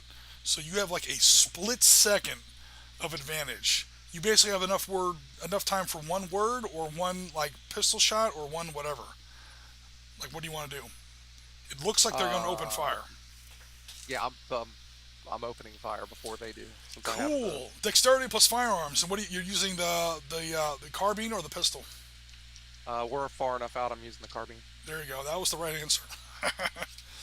Okay. Cool. So I don't have a map for this. This is going to be a super fast scene, but you're going to get the first shot. Again, you gave a warning to the other team members. They're going to get the second and third shot, and then we'll go to the enemies. So go ahead and take your first shot, Brun. Meanwhile, Rasmus and Jen, if you guys want to get ready with your dice, or go ahead and start rolling. Are they wearing like military gear? Can we recognize them? I said they were wearing paramilitary gear. And again, Okay, this whole thing is literally a split second. You don't have time to. Yeah, I know. All right. 3 successes. All right. I am rolling his dex. I should say his agility plus cover conceal, and he gets 2 dex extra dice because of the jungle. Because you're shooting through jungle. Oh God, 4 successes. What'd you get? 3 successes. That first shot. Yeah, that first shot missed. Oh wait, that's 5 successes. Yeah, he got a good roll. Yeah, that first shot missed. Okay, Jen and Rasmus, same roll, please. 5 successes. All right, that is 1, 2, and that one rolled out of the box. That's still 2. You hit by 3. Jen, your first shot. I'm using the pistol. 4 successes. I'm assuming you guys are adding the rating for your rifle for your weapons, if any. Oh, what's the rating on that new carbine or new rifle? +1 because you're carrying the medium assault rifle. And I think what my handgun was make a that +1. 6 successes. Okay. Brun, you were fine because that assault rifle is assault carbine has a 0 anyway, so you were fine. Yep. Yep. Taki, you're rolling the pistol. Take 2 dice off. Okay. Auto Then pistols only are 3 not successes. accurate. Auto pistols, remember, you guys get like a +2 or 3 for point blank. That's how the game is designed. That auto pistol is really only going to work when you have it already in somebody's belly. That's a literal purse pistol. That auto pistol small is like a Walther PPK, like 1 step above a Derringer. Okay. All I right, so probably should have gone with the SMG. for out here in the bush, yeah. Now then again, the guy got a shitty roll. So what did you get on your successes? I had to take away 1, so 3. All right, so you hit him for 2. Rasmus, you hit him for 3. For Paul. Okay, so for for the rating. Okay, cool. So 4 and 2 were the successes on that. All right, so for damage, super fast. Rasmus, you hit. Let me get to Rasmus's sheet. Rasmus, you hit for 4. The assault rifle medium does damage 6. That's going to be 10 dice of damage. Jen, target number 5. Jen, your hit does damage 2, and you hit for 2, 4 dice of damage. 8 points of damage. Okay, Tango 1 is down. Say again, Tango 1 is down. He is technically, for people in the chat, he is down 8 levels on this wound chart. 1, 2, 3, 4, 5, 6, 7, 8. He is now in shock. He is at -4 dice off anything he tries to do, and he's losing 2 additional health levels per complete turn. He's literally bleeding out. Again, this is HK Ops. This is a very deadly role-playing system. This is not Call of Duty, a cover-based shooter. If you get shot, you're fucking dead, or really damn close to it. Especially if you're not wearing armor like these yahoos. 2 successes. Okay, so the other guy is down 2. So we have 1 wounded guy and 1 KI. Well, he's not quite dead, but he's in the process of dying. Okay, so the third guy is going to take a shot back. He's shooting at Mr. Brun, because Brun's in front. So he is taking his dexterity. Oh, let me turn on Mr. Webcam. Alright, he is going to go ahead and roll 2 dice for his dexterity, 2 dice for his firearms. And that firearm is a assault rifle, so he gets +1 for that. He gets 5 total dice. Mr. Brun, please give me a roll. This is going to be your, you're not moving, so you use cover and concealment. Cover and conceal plus agility +2 for the jungle. Standard target number, please. And then I will roll my shot, and whoever gets more successes wins. 3 successes. 1 success. That bullet didn't even come close. It was pretty much panic fire. He dropped the shovel, he whipped around, he fired that AK with 1 hand. He's just like, Vantalos! And he just like, fired off a 3-round burst. He might have killed the bird, but who knows. Okay? That was the one guy who was not wounded. Then we have the guy who was wounded. He's wounded at 2 levels. Jen has already wounded him at 2 levels. Notice that at 2 levels for people in the chat, that -1 next to light bleeding, that's another -1 that combatant has to take off of his dice pool. I'll take that one out. That means that this is the new dice pool. Dexterity plus firearms. These guys are not very well trained, as you guys can probably tell by their dice pools. And again, -1 for Woods. He'll be shooting back at Jen, the guy who shot him. Jen, do me a favor. Give me cover and conceal plus agility +2 for the jungle. There is a lot of jungle between the two forces. Agility. I now have 1 dot in cover and conceal. Yay! And 2 for jungle.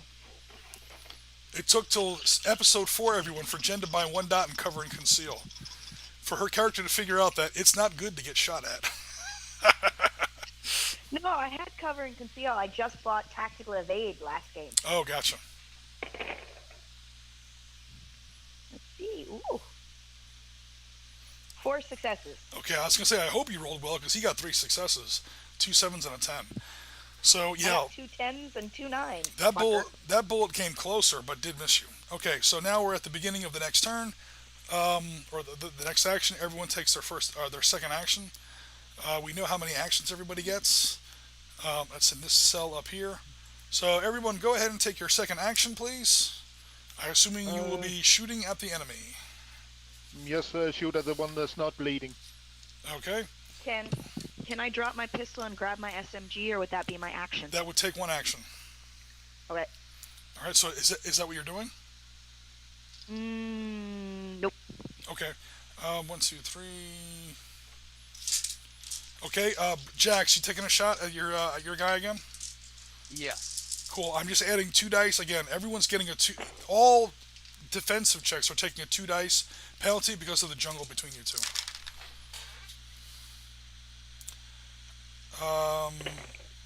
Your dice pool, Brun, remains the same, so no worries there. Okay, Brun, how many successes did you get? 3 successes. He got exactly 1. Look at that die roll. 9 was his only hit, so you hit him for 2. So this might be a new weapon for you, so let's just go through it here. Okay, assault carbine does damage to 5. You hit him for, I'm sorry, how many successes did you get? You said you got 3? 3 successes. Okay, so you beat him by 2. That makes 7 total dice of damage against a target number of 5. Okay, Rasmus, how did you do, sir? 6 successes on the same guy. 1 2 3 4. You hit him for 2 plus the damage. This weapon does a little bit more damage. That is plus 6. So it looks like 8 dice of damage. Okay, Jen, are you shooting at the wounded guy again? Hello, Miss Jen. Sorry, I was muted. Are you doing damage? 3 successes. Are you shooting at the wounded guy again? Yeah. I have to know that so I know what to take dice off of his dodge pool or not. Sorry. Yes. All right. 4 successes. Okay. For damage. 4 for damage. How much damage did you get, Brun? 4. 4. That means you shot him once. Rasmus shot him once. Between the two of you, he's taken a total of 8 levels of damage. He is also now in level 8 shock, -4 dice penalty, and bleeding for 2 points per round. That's going to be pretty much the end of him. Meanwhile, Jen, what did you get on your shot on the 3rd wounded guy? 3 successes to hit. You barely missed because he got 3, and 3 again. Whenever it's a tie, that's considered a miss. So 8 7 8 is 3 successes. Yeah, that was a close miss. Now these enemies only get 2 actions a turn. You've taken their 2 actions. You guys all have 3 actions a turn. So what are you guys doing with your 3rd action? Shoot the guy. All right. If you guys just want to go ahead and pop him, go ahead and pop him. Boom, he's dead. He falls down, and that's the end of that. Okay. Meanwhile, when you guys get there, the first 2 guys, now it's the end of the formal turn. Again, they were both at -8 shock. Once you're down to a yellow, for people in the chat, you lose 1 level per complete round. Not 1 per action, per complete round. Once you get down into the red, you lose 2 levels per complete round. It's now the end of a complete round. So they were already at 8 shock. Nobody got to them with first aid. They lose their 2 actions. They are now at level 10, which is predictably black, and killed. They are toast. So you guys get there, and all 3 of them are dead. They're wearing a ragged, kind of a jumbled mix of civilian gear and looks like stolen military, like field jackets and baseball hats, and they're How bums. dirty is their clothes? I Uh, mean, oof, man, it's how bloody? how bloody. Well, you shot the one guy got shot with two assault rifles in the chest, so I wouldn't worry about that one. Yeah, they're all pretty screwed up, except there's four Okay. bodies here because they were burying a fourth body. That And body, what does that look like? that body is actually pretty pristine because he still has a plastic bag and a bungee cord wrapped around his neck. Does he have an ID? Okay, so you search the body. Um, Not really any And, ID, no. I and mean, what a, does his clothes a look driver's like? license. He was a. It looks like a upper middle class civilian, mid 30s. You know, probably works in a bank or something. Maybe he's a reporter. Maybe he's who knows. Um, a semi like low level professional. These These guys. guys have any money on them? Like, Well, yeah, they have plenty of money on them. Good luck spending it. well, It might be good as a prop, but yeah, they have 10 million Venezuelan pesos. That might be enough to buy a pack of cigarettes. it's something. Yep.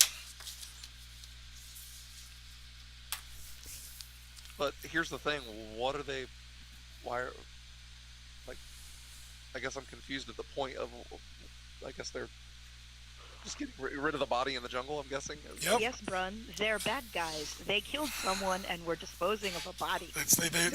They were literally digging a hole to just drop them off in the jungle. Well, we got a jeep now. Nope. We've got a jeep. Yep. We There do you have a go. chief. I'm overthinking this. Sorry. No worries. I mean, it's again, this is a little bit of an ambiguous setting as far as who the bad guys are, who the good guys are. These guys are colectivos, pro government militia. They are basically the point of that scene was number one, get you guys a jeep, and number two, they are the baddies of the episode. Um, at least from your perspective. Again, even if you support the current government in Venezuela, which again that's open to interpretation, these guys are not military. They're not the police. They are basically pro Dogs. government, or they pretend to be pro government. Yeah, bandits, thugs. At least this faction of them are. I'm sure there's more than one group. They're more or less just kind of glummed together onto this larger collectivos sort of a banner here. But this particular gang are not really nice people. These are the guys who steal aid that comes into the country and make sure that their people get it and other people don't. They're putting pressure on opposition groups, journalists, supporters, protesters, anyone who stands against the Maduro government gets a visit from these guys. Um, this could have been one of those people here with a plastic bag around his head, um, obvious strangulation, and now they're just dumping it. So, who knows? But I was Now, hoping to be able to steal the uniforms, but not um, as much uniforms as they do have. maybe the pants, the boots, if you Maybe want, the or pants, whatever. Yeah. maybe any hats. Yep. Yeah, like a baseball hat. One guy's has a bandana on or something. Yeah, we're more not casting importantly, we're not casting dispersions on the Venezuelan army here. This is not the army. This is not the FANB. These are local yokels. I was going to say, now, like, even shoot gangs have identifying markers, like a certain color bandana or a certain this.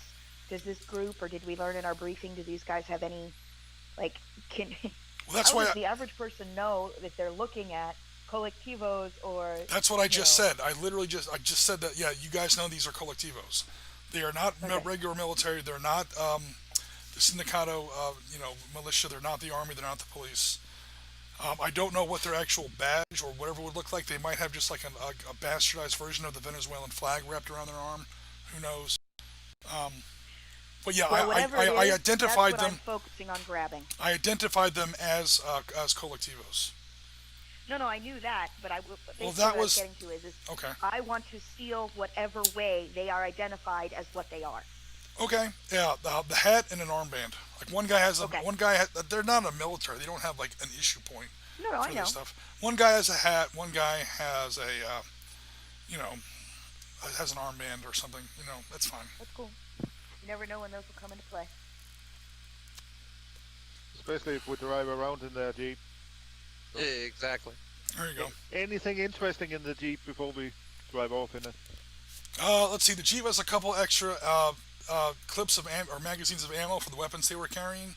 AKMs, 7.62 millimeter AKMs. Um, what Needless else to would say, be in we of there? course grab the weapons ammo off the bodies. Yeah.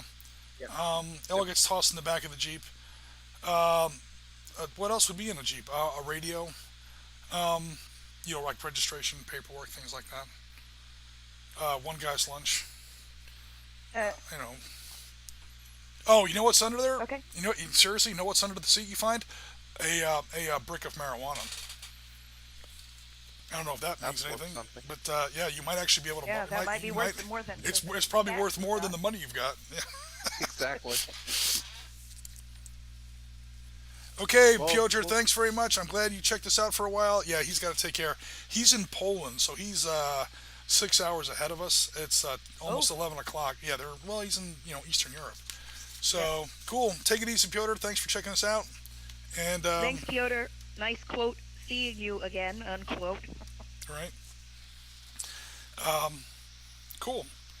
So that's page one of the script done. Yay! We're trying to get through this one pretty quickly here. Okay, so you guys finally get in there, and we're getting the Jeep. Anything else you want to do before? I'm not trying to rush you guys. Whatever else you guys want to do while you're here in this. Are we leaving the bodies, or are we policing I was the gonna say bodies? I would like to at least drag the bodies into the jungle. Okay, well Yep. they kind of already are in the jungle. You just want to drag them further into the jungle? Oh, just so they're not. Oh, look, driving by the road. What are those?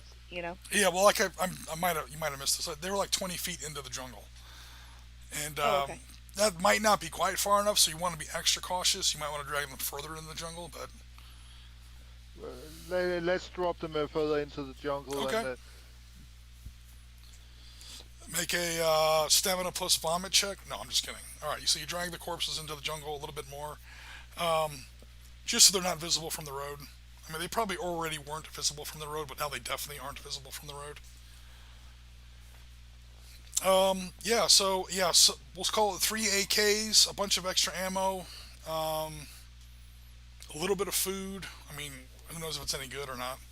A bottle of tequila and a brick of marijuana. Kind of, Tequila might be worth something too. speaking and of which, off down there's- the road, I guess Taki is driving. Good guess. there you How go. much gas do we have in the vehicle? You are in one of the largest oil-producing countries on the planet. You got plenty of gas. Sample. That's the only thing these people don't have, aren't suffering for is gas. All right, so cool. That was the end of that scene. Okay, so the only roll you're gonna make, Jen, is gonna be against a higher target number because again, this road is ass. Yep. And this road is barely wider than the Jeep. And anyone who's been in a real Jeep, not these Jeeps you see, at the car lot, knows that a Jeep is a very small vehicle. And the jungle is brushing you from both sides. And this road is pitted and it's been hit by hurricanes and everything else. It's a terrible road and dirt washed out. So yeah, your standard roll. Just jack the target number up to 8. Alrighty. And Now I I'll have drop in 2 on extra the dice. That is passenger side with an AK. okay. That is 4-wheeled vehicle. I don't think you're going to fail this roll, but this is why we have you along. So that's going to be agility plus 4-wheeled vehicle. Yep. I went from 4 to 6. There you XP go. is a good thing. Target number of 8. Yep. I got 3 successes. All right, no problem. You make And good the time. rest are 1. You make good time, and you arrive at the junction with Highway 9 with no mishaps. So getting through this part was kind of a pain. In this little bit of where there's a few. Let me get my little drawing tool out here. Here, where you see a couple roads come together, you might have passed like a farmhouse or an old lumber mill. where they cut down trees and pull it out of the forest or whatever, pull it out of the jungle. Who knows if anybody saw you? If not, they probably don't care. Um, that was the old. That's why I'm sitting with an AK. Yeah, so you're kind of doing like the vehicular disguise, where you just Yep. look like one more bandit, just kind of driving down the road. No worries there. And then down here it got really deserted. Oop, that's the wrong tool. Go away. So once you got here, it was kind of the same tool. I'm sorry, it was kind of the same deal. It was just trying not to throw a tire as you're break an axle. Once you get here to Highway 9, it's fine. Um, it's an actual road that's kind of maintained. So there's no more rolls required once you get to that Highway 9. Okay, and then Highway 9, it's a straight shot. How much can go wrong as far as whether or not you get stopped? Again, this whole map was only 20 miles wide. You're doing 60 miles an hour. You only have to go 10 miles. You're literally on the road for maybe 10 minutes. Um, and again, the one thing that's not in dispute in this mission is the location of the target. You guys know exactly where he is. He is literally in his house. You can Google his street address, and it's like, oh, there's a Starbucks across the street or something. It closed last year, but it's like super obvious where this guy is. So there's no mystery. There's no hunt and seek as far as this particular mission goes. It's just how hard you want to go in there. So we'll just forward wind the tape a little bit and say that, okay, once you guys get to like within this circle or whatever of the target zone, we'll go ahead and pause it and say, if you guys want to get out of the Jeep, how you guys want to approach the villa, or anything like that. But how Well, one cautious you option is want to always be. just driving up to the gate saying, hand the fucker over or we'll kill you. But Well, I'd put that low on the on the suggestion. you guys can go ahead and try that. It'll be a nice short stream. I would appreciate that part. Considering he's surrounded by military, by militia, by at least police. collectivos, possibly paramilitary police. Depends on how lucky you are. So Well, we need a little bit of recon. So, are there any buildings within sight of this guy's house, or is he truly isolated up on a hill? Well, he's not isolated up on a hill, but he's like, it's almost like those places we see when we drive down A1A, where Okay. no, you can't. This guy built his property where other people's houses can't see him. Okay. He's secluded. He's obviously pretty wealthy, and he's up there. To kind of just before we overly characterize this man that we haven't met as some kind of like Robin Hood, rebel leader. This guy lives in a palatial residence, Oh, of course. while his country falls apart around him. He's not necessarily a good guy. He's less bad than everybody else. He might be an asshole, but he's an asshole on your team. Yeah. He's and just because he's rich doesn't mean he's an asshole, but he's pretty wealthy in a country that's really struggling economically. How he's Okay. doing that? So He's that- probably doing that through U.S. tax dollars. You know, subsidizing his opposition movement. But anyway, So the chickens gonna have need come. some of our The chickens have recon come guys. home to roost, and now he's locked up in that villa, and he's kind of surrounded. So, and no, you will not be able to see his villa from another building. So then we So- approach on foot and try to. and off the road. Yeah. Recon's gonna have to be in the woods. Yep. Okay, As so much woods as there is. if I zoom in a little bit, there's plenty of woods. That's kind of half the problem. Again, these people when they build their summer palaces or whatever, they make sure there's plenty of woods around it, so that they have additional privacy. So again, there's a road that kind of comes down here. It kind of goes a little bit into the woods, and then once it goes into the woods, you see where the villa is. Draw a super quick arrow there, or a quick simple, like that's the property, and more or less the building faces. You guys know this from your intelligence. And hell, like I said, you guys could Google this guy's house. Yep. You guys know exactly where he is, and there's no like tricks in the story or whatever. That's not the point of the mission. It faces south. His front door faces south. His back door faces north. So that's like the basic layout of the property. So like whatever direction you guys want to approach from. You guys can Well, tell by basically, looking at the map or whatever. It's surrounded by a high stone wall that is going to be difficult to climb. It may be topped with broken glass or razor wire. Who know? You can't really tell that in the photograph. Um, you guys weren't given a photograph, but you like I said, you like find his thing on like Google, Google Google Earth. Earth, and like zoom in Yep. on his house. So it's yeah, it's a large walled villa. There's a mansion inside that villa. The wall, of course, goes out a little bit. There's a little bit of brush and tree in there. There's woods outside the whole thing, and the road approaches from the south. And like I said, the property faces south, and the back door, quote unquote, faces north. And do we see it when we will park a bit away and then approach on foot?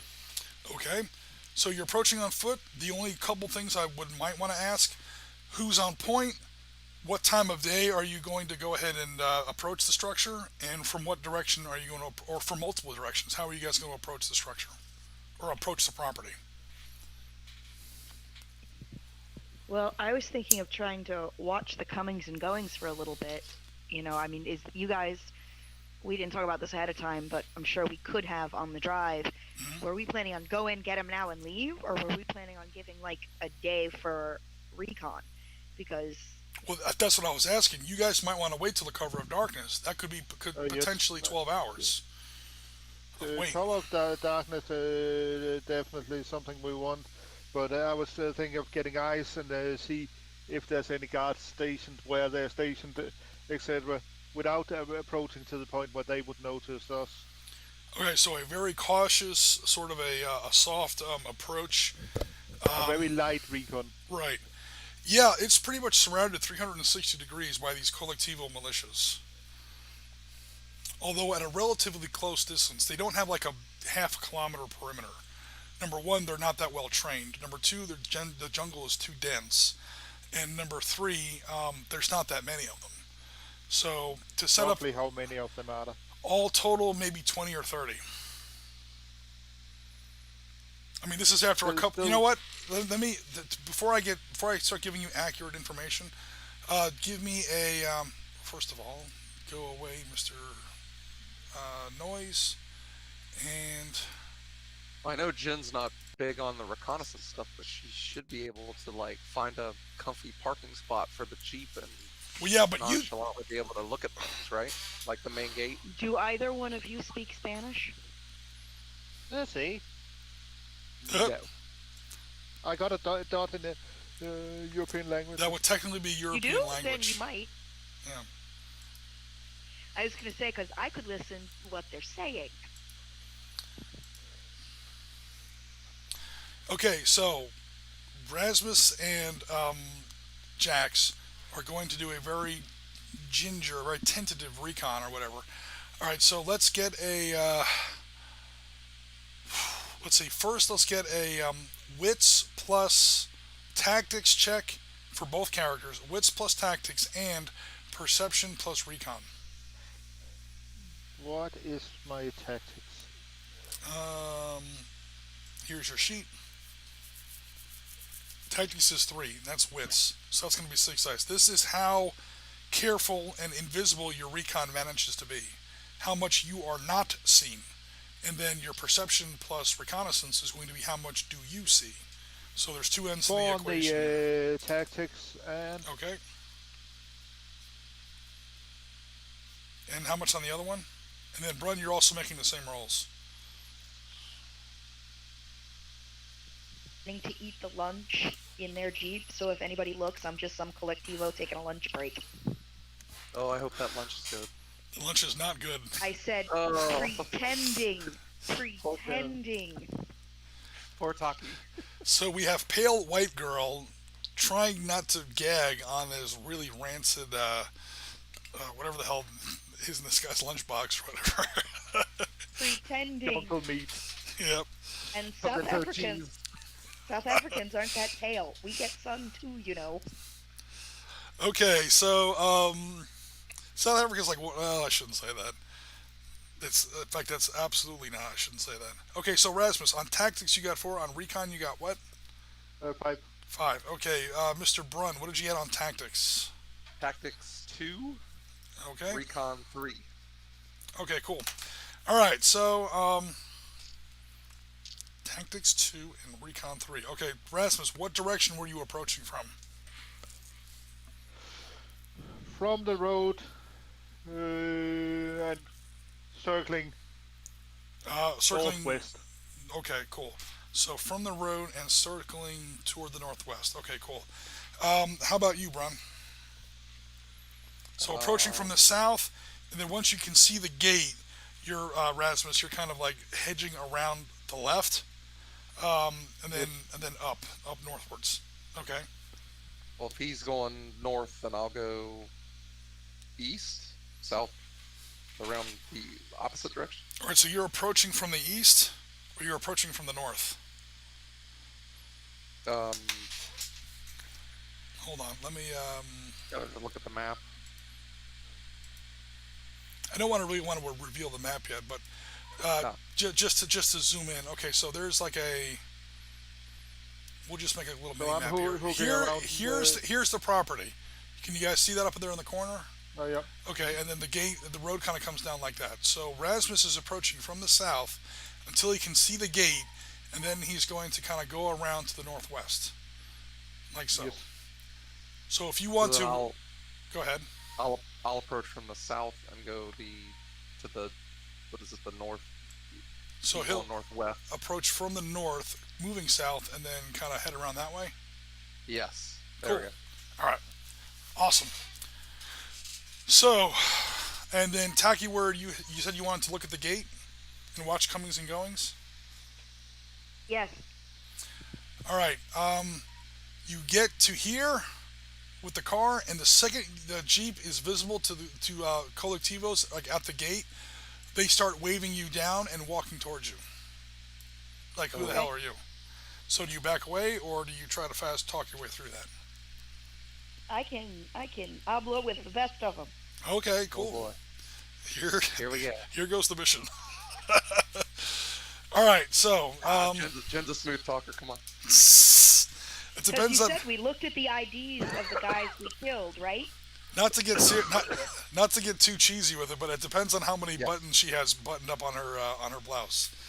So what I'm going to be is one of the guys we killed. I'm their cousin, so I've got a name to throw around, and I know they were given an assignment that they're not going to be back here anytime soon. Okay, cool. So first we'll handle Rasmus. Rasmus, we already know he had 4 in tactics, so the chances of him getting spotted are not great.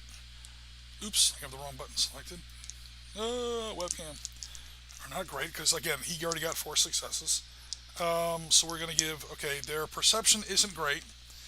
Their tactics is not great, but they get an extra dice for every couple of guys that are out there. So yeah, with that many eyes looking, it's tougher to hide from that many eyes.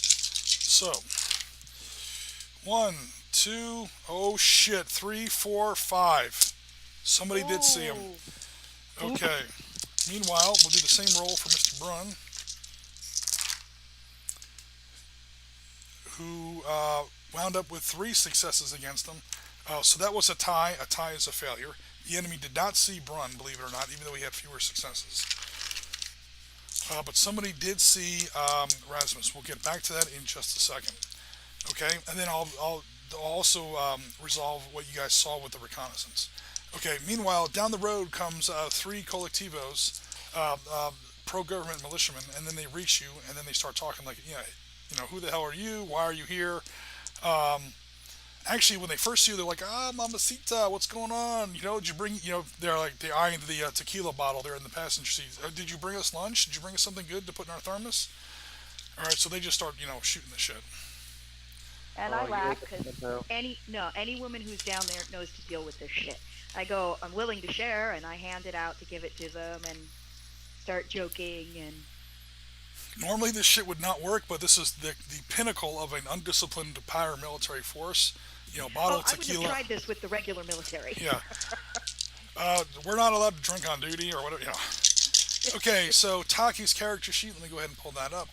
We are looking at we're looking at charm plus deception. Oh, you got dots in this. I got dodge, Okay, baby. okay, I know where to spend that shit.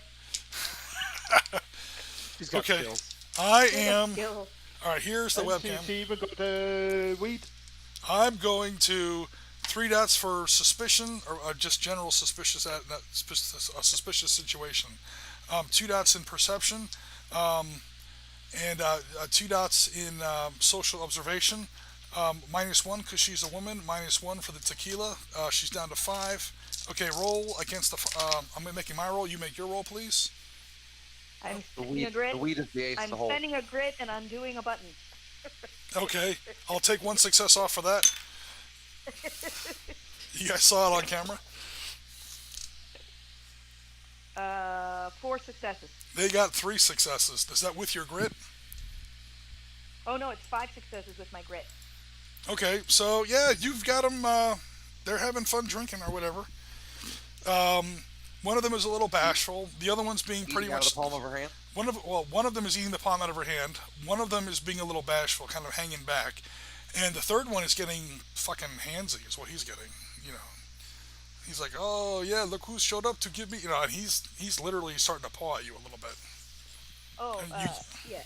We may be flirts, but we ain't hoes. I smack his hand away, but then give him a kiss on the cheek. I was know? gonna say I that's ain't only easy, bitch. that's only gonna make it worse. Yeah. But if nothing else, you have their attention. Yeah. Okay, cool. So meanwhile, what you've been looking at is at the gate. Yeah, you're seeing at least 4 or 5 guys that didn't come down the road, and they Yeah. are watching. You know, is watching as diligently and vigilantly as troops. I use with air quotes. Troops of this caliber might be expected. Yeah. In other words, not really. Okay. Meanwhile, we have Rasmus, who is going around the southwestern perimeter there. Okay, he got a lot of successes on his recon check. Yeah, he's going to be looking at. Yeah, he sees where at least 4 or 5 soldiers are. Or I'd say soldiers. 4 or 5 militiamen are, and you do see where there is one camera that looks like it's IR equipped or whatever, night vision camera. There on the side of the whatchamacallit.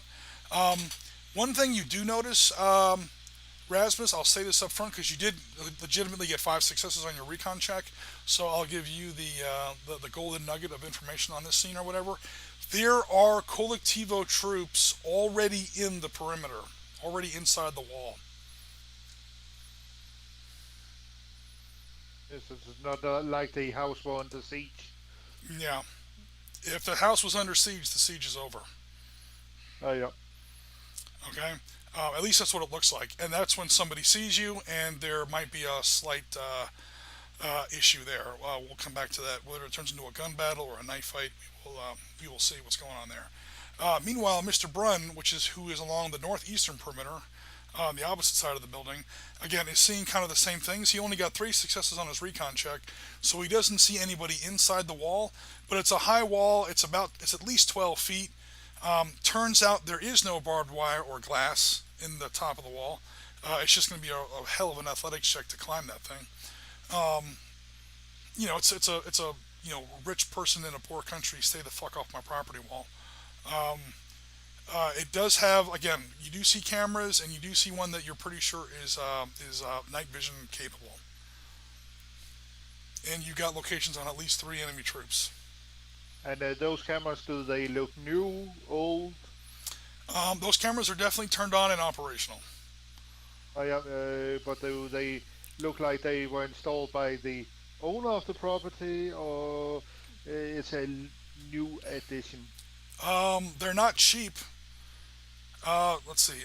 They're just bolted to the top of the wall, so you can't really make a determination. Okay, yeah. Looking at how these guys are driving a Jeep from the Korean War, they're being completely subverted and seduced by a bottle of tequila, and they're wearing clothes that you wouldn't find in Kmart.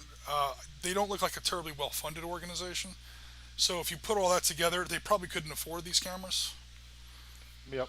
So that's That probably was my thinking, it's probably the part of the original building. Yes. Now, do they control the building? Is the question. That's the question. Yeah. Okay, so we kind of know what Jen's doing. Jen, are you doing anything else as the situation continues to develop? Um, Again, everyone's got throat mics. So you have like a scarf or whatever that's like hiding, the yeah. sexy little bandana or whatever Well, when that's I like hear them covering your start throat talking mic. about the cameras, I'm gonna see. Can I see from the gate? I know obviously are there cameras on the gate, but can I see like where the wiring leads to, that kind of thing? See maybe it's No, something I could. you're not even close. You're not even close enough to see Okay. like where the wires on the camera. You're like 100 feet away. You can probably barely see the gate, let alone the cameras. Okay. But you will also Um, see, yeah, they're just standing around the gate. You'll notice that the troops don't really seem to be worried about getting attacked. So as far as like this isn't like a police standoff scene where all yeah. guns are pointing inside the building. You haven't seen anyone inside the compound yet. Only Rasmus has seen that so far. But this doesn't seem like these guys are just hanging out. Yeah. Well, So I'm gonna nod up to the guys at the gate and take the rest of the tequila bottle, going. Got to share the wealth with our fellow, with our friends, Okay, and start driving towards the gate. the handsy guy like jumps in the passenger seat with you. He's like, "You're not going anywhere without me." I shouldn't do the accent. That's offensive.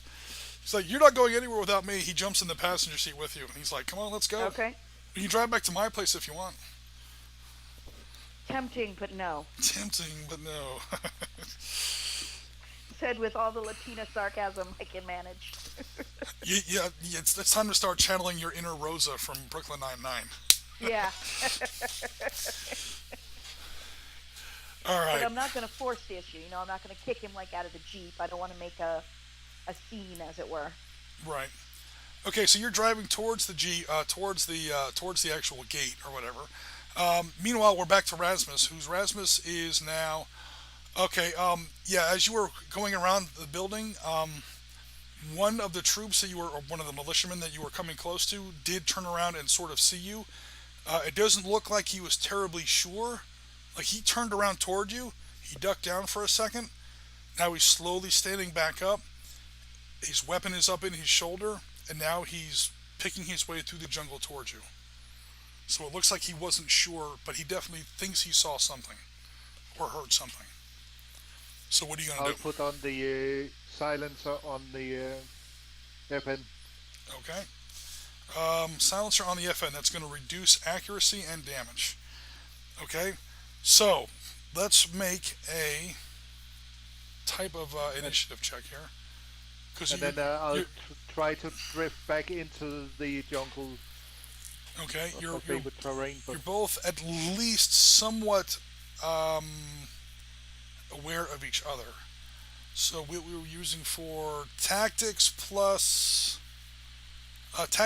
wits. Oh, there it is. Initiative 6.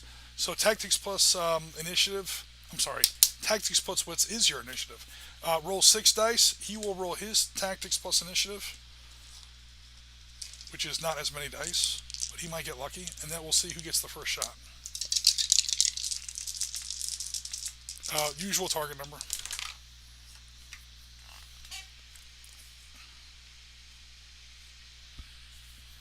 Let me know when you get your results. 4 successes. Sorry, Okay, I had hit the mouse. no worries. He got 3 successes, so you won by 1. You have a split second edge. In fact, you kind of see each other at the same time. You're just a little bit faster. So are you going to go ahead and take that silent shot? Yes. Okay, cool. Dex plus firearms, the usual. That's going to be -1 off the accuracy. So pretty much that assault rifle medium, that rating of +1 goes down to +0. Silencers slow for people in the chat. Silencers slow down the bullet, so make it subsonic. Therefore, it's not as accurate, not as much damage, but it is quiet. You trade all that for quiet. So it's just straight out Dex plus firearms. No bonus for the assault rifle. He gets his standard evasion, standard agility, +2 for jump. I'll take off 1 die for extra damage. Okay, well, okay, I got you.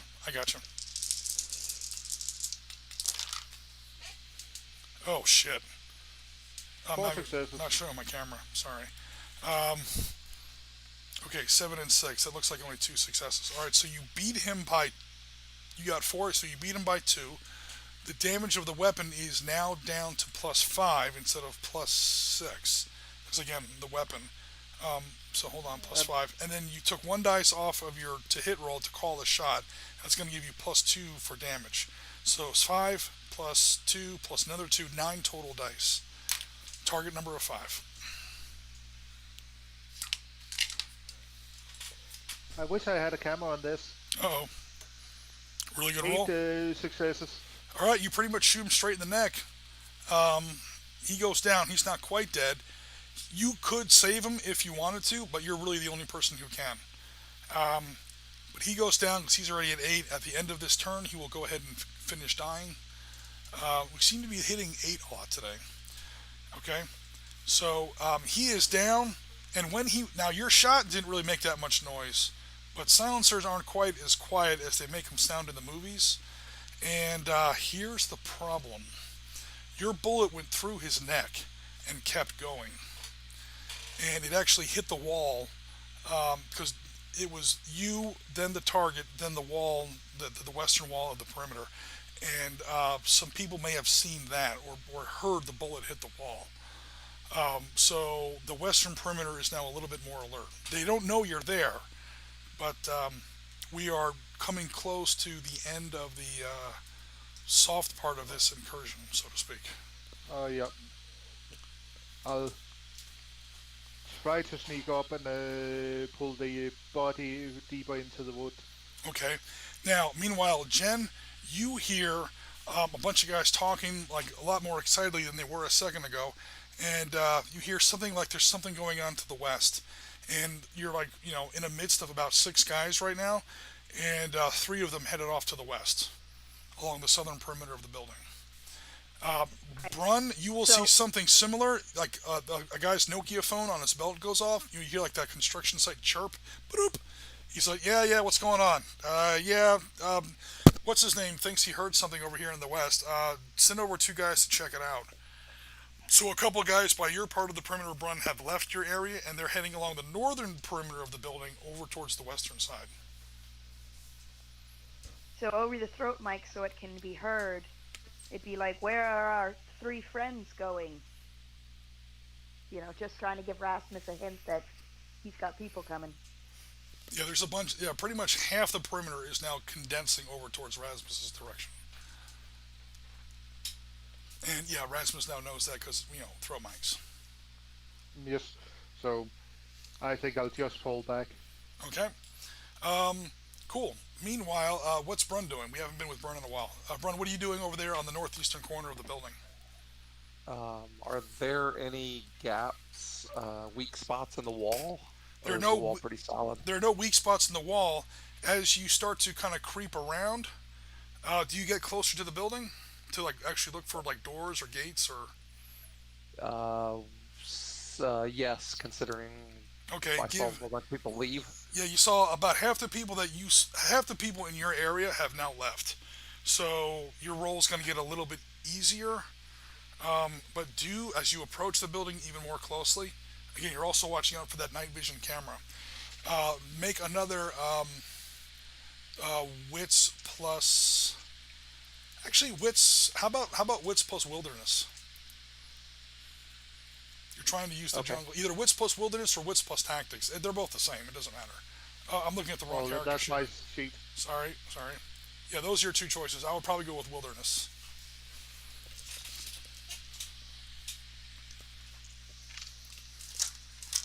Uh, The enemy 3 force. successes. Okay. The enemy force has 2 in perception, 2 in tactics. Um, 1, 2, 3 people. 2 for the camera, taking 2 off for the jungle. You got how many successes? 3? 4 successes. Oh shit. They got exactly 1. that 10 there. That's a 5. That's a 4. Yeah. All right. Cool. So here he comes to save the day. Boom! There is our villa. This map took about 10 hours to fucking draw. So now that someone's close to actually see the villa It's in detail. amazing. Yay! Thanks, Jen. I appreciate it. Yeah. 10 hours to draw. No, Wow, that's in a all lot of work. seriousness, it really is cool. Let me find. Oh But God, I I have to. wish you wouldn't give yourself such a headache. I could deal with a slightly less cool map, and you get another hours of sleep. Oh wait, I have Ajax with a pistol. You're not carrying a pistol. Let me update that super fast. I mean, I have a pistol, but Yeah, but if we're gonna have like custom miniatures for our guys, we should. Take advantage of them. Yeah. I mean, I'd spend time to draw the stuff. Here is a male with an assault rifle. Oh, I know you're not. I mean, it's almost too bad that you're not using it. Serious, but just for fun. Also, I didn't know what you were going to carry. That's Serious with his normal Sniper sniper rifle. rifle.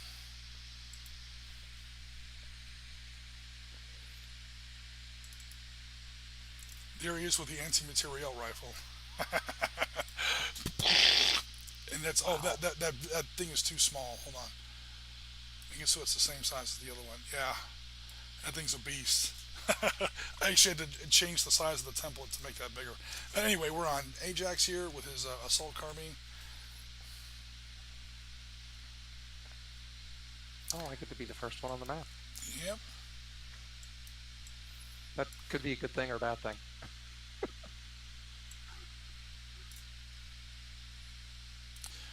The actual base image I found online somewhere, but it was like a medieval manor house or something. So it took a long just the building, not the grounds. Um, so it took a while to update it to 21st century, which I thought would be easy. Turns out it was not. So yeah, you were up here at the north. The reason I was asking Ajax is as you were kind of creeping up here, you're like right along the wall here. You were looking for gaps in the wall. There is a northeastern gate here at the end of the hallway, or in the doorway. Now I'm going to show where the enemy troops are as soon as I can find them.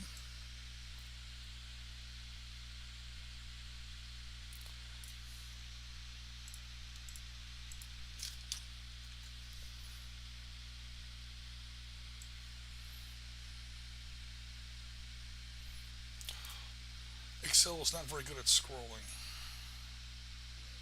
And while I fall back, I'll remove the silence so it seems like things are afoot now. So Well, it hasn't, really happened yet. And again, hold on. Yeah, so there's a guy inside the gate. There's a guy kind of outside the gate, and there's like one guy kind of facing the other way, like on the footpath that's inside the gate. So you're right there, Ajax. Hopefully you can see that. I'll zoom in a little bit. I zoomed in too much. Oh no! All right, and there's actually like a wrought iron gate that kind of goes across there. But this is like the servants entrance. So you can like drive like a golf cart full of lawn supplies, lawnmowers, landscaping equipment, um, deliveries for the kitchen, things like that, in through this back gate is kind of with the purpose of what this gate looks like. And you're there in the woods, and you see these three guys. They're not really paying attention. In fact, they're not really paying attention at all. In fact, if anything, one of them is kind of paying attention to the west, where somebody says they heard some noise.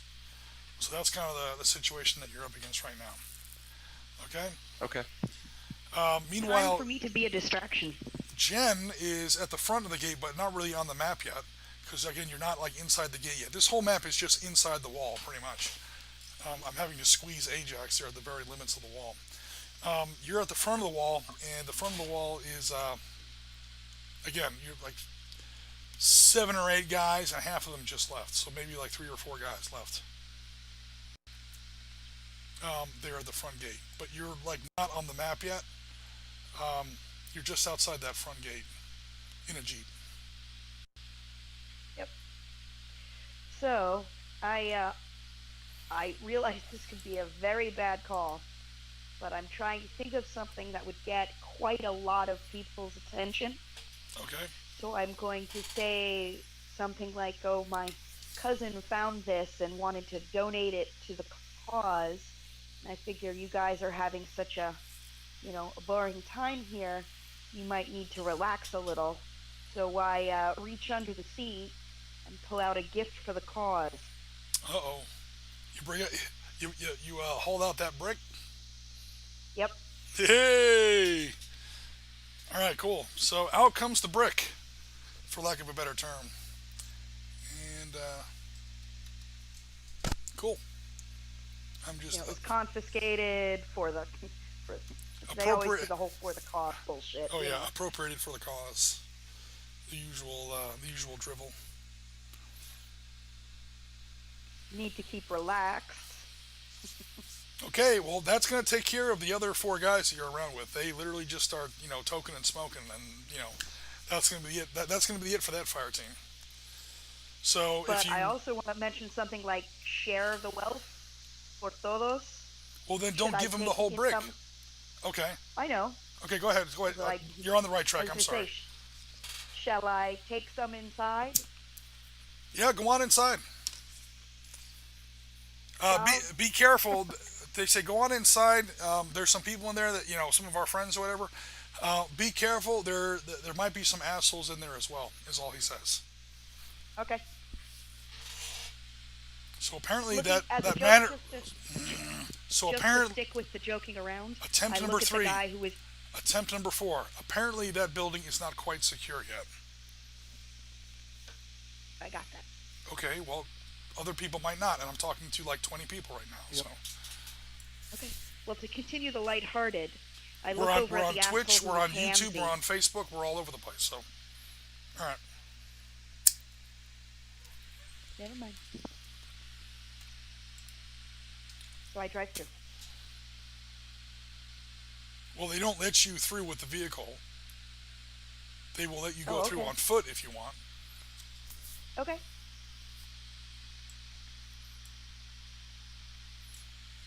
All right, Jen is So on I the map. pull the.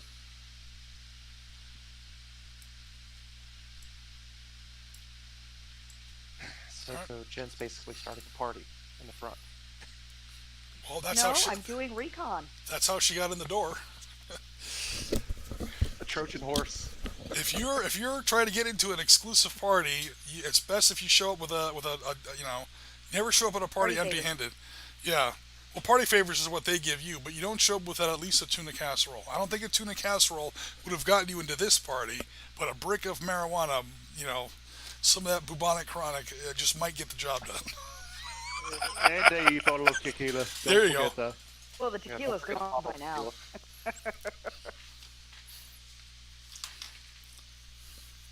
Yeah, our boy, the first collectivo took care of that tequila, in short order. That tequila failed its Dodge check when it came to that first boyfriend she had. Okay.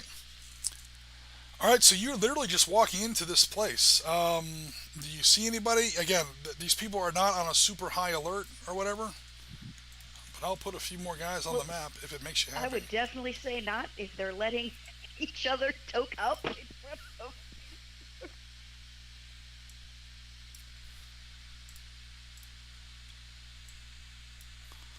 So this guy's like leaning Around. against the car. This guy's taking a piss in the bushes. And this guy's standing by the door. He's actually sort of doing his job. He's just kind of like, keeping an eye out at the front door. Like the physical.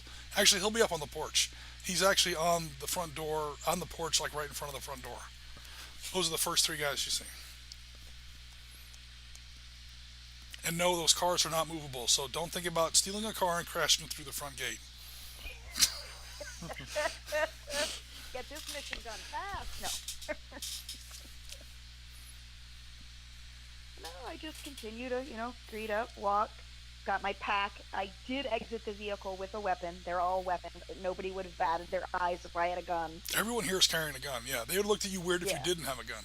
Didn't. Yep. Yeah, she's got a bomb or something, or she's a reporter. That's what they're Yeah. really looking for. You talk about if you had a camera would have gotten you shot. A gun, at Well, least you're in normal. this instance, yeah. Yeah. Okay, so we're gonna go over to Rasmus, but as I'm doing that, make a charisma plus convince check. Make three of them for each of these three guys. Jen. Meanwhile, I'm going to go over to Okay. Rasmus. Okay, Rasmus, you're Charisma. backing away from the map rather than coming towards it. Um, are you doing anything else besides just trying to hide? Are you trying to sneak around these guys, or Uh, I just don't want to leave you out of the well, game? Yeah. yeah. Um, I've been going back and forth on that Okay. one. Do you want me to come back to you, or Did I make it up to the corpse to the point of where I can drag him along, or? yeah, you got up to the corpse, and yeah, you already said you were dragging that one body further back into the brush where his friends won't Oh, find yeah. him. They might find So, where he fell because there's a lot of blood there. Then again, it is also night, and these guys aren't terribly well trained. They don't have a dog with them, so they won't smell the blood probably. It's going to be hard so, for them to kind of follow a blood trail Vietnam style into the brush. But so I'll pull him further in, uh, dump him up against the tree in there, and then try to circle around back, a further circle around back towards the front gate. towards the front gate, okay. Um, cool. So that'll take you a while.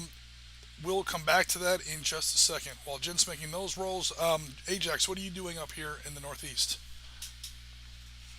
I think I'm gonna lay back a little bit. 3-on-1 does not sound like great odds for me. Okay. Do you want to try and climb the wall, or maybe knife one of these guys, or Depends on the Just situation. yeah, I just want to basically I just want to kind of see what their movements are. I mean, do they have like how long? Or depending on what we get over the mic, it might actually be better to circle around north and then hit that gate along with Jackson. okay, yeah, you're hearing all this. So if you want to head north instead of south, Rasmus, that's cool. Yeah. All right, Uh, cool. All right. So Rasmus, give me a tactical. Sorry, a I should know my own system better than this. A definitely wits plus terrain. Oh, wilderness. There Hold you on. go. Yeah, wits plus wilderness check, and I will make a Four successes. counter roll Yeah, for enemy eyes. I tried to take on 3 people last time. That didn't go so well. Actually, it was four, and you almost got away with it. Almost is the key word. Oof, yeah, only one success. All right, so Rasmus makes it around those guys pretty easily, actually. I gotta start putting you guys up against tougher enemies, man. These Collectivo guys are pretty raggedy. And in the end, they're kind of supposed to be. I was There's going a to say, you strength in did want numbers this all to be over a quicker the. game.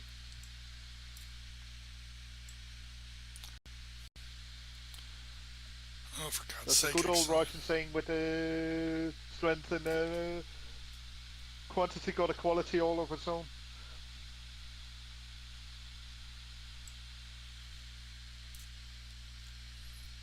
Hey, Jim, we are still trying to keep this silent and quiet. Okay, so Sirius is approaching that gate, the northern gate, from the west. So there he is, moving along the west. All right, and of course, Sirius and Ajax are in communication, so they know of each Yeah, other's presence or whatever. They're not going to surprise or right. shoot each other or anything like that. I'm gonna give him a lowdown of what I've seen anyway as he's walking around. Alrighty. So, yeah, that's pretty much what we see. We see this guy. He's just kind of like leaning against the wall, smoking. He's bored. This guy's just like, what the Which hell, way is man? he looking? But it's pretty much like how his figure is pointing at the map. So, Okay, yeah. like 1 o'clock. This guy's kind of facing this way. He's kind of leaning on the wall. They're kind of milling around. They're not really paying attention. In fact, if anything, Sirius, you'll catch a little bit of conversation between the two. Like, have they found that stupid bitch yet? They're like, I don't know, man. I don't even know what the hell we're doing here. The fucking guy left a while ago. So, whatever, dude.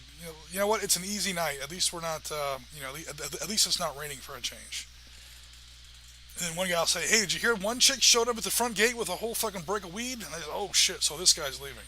I'm going down there and get me a fucking get me some ganja, man." And these guys are like, "Hey, bring us back some too. Don't hog all that shit like you did last time." So this guy is like trucking down the servant path here. He's like, "Oh, I'm gonna." He smells the weed. He's like, "I want some of that pot," and he's like, cruising down that little road there. The question is, Brun, do you speak enough Spanish to understand what they just said? Nope. No, but I do.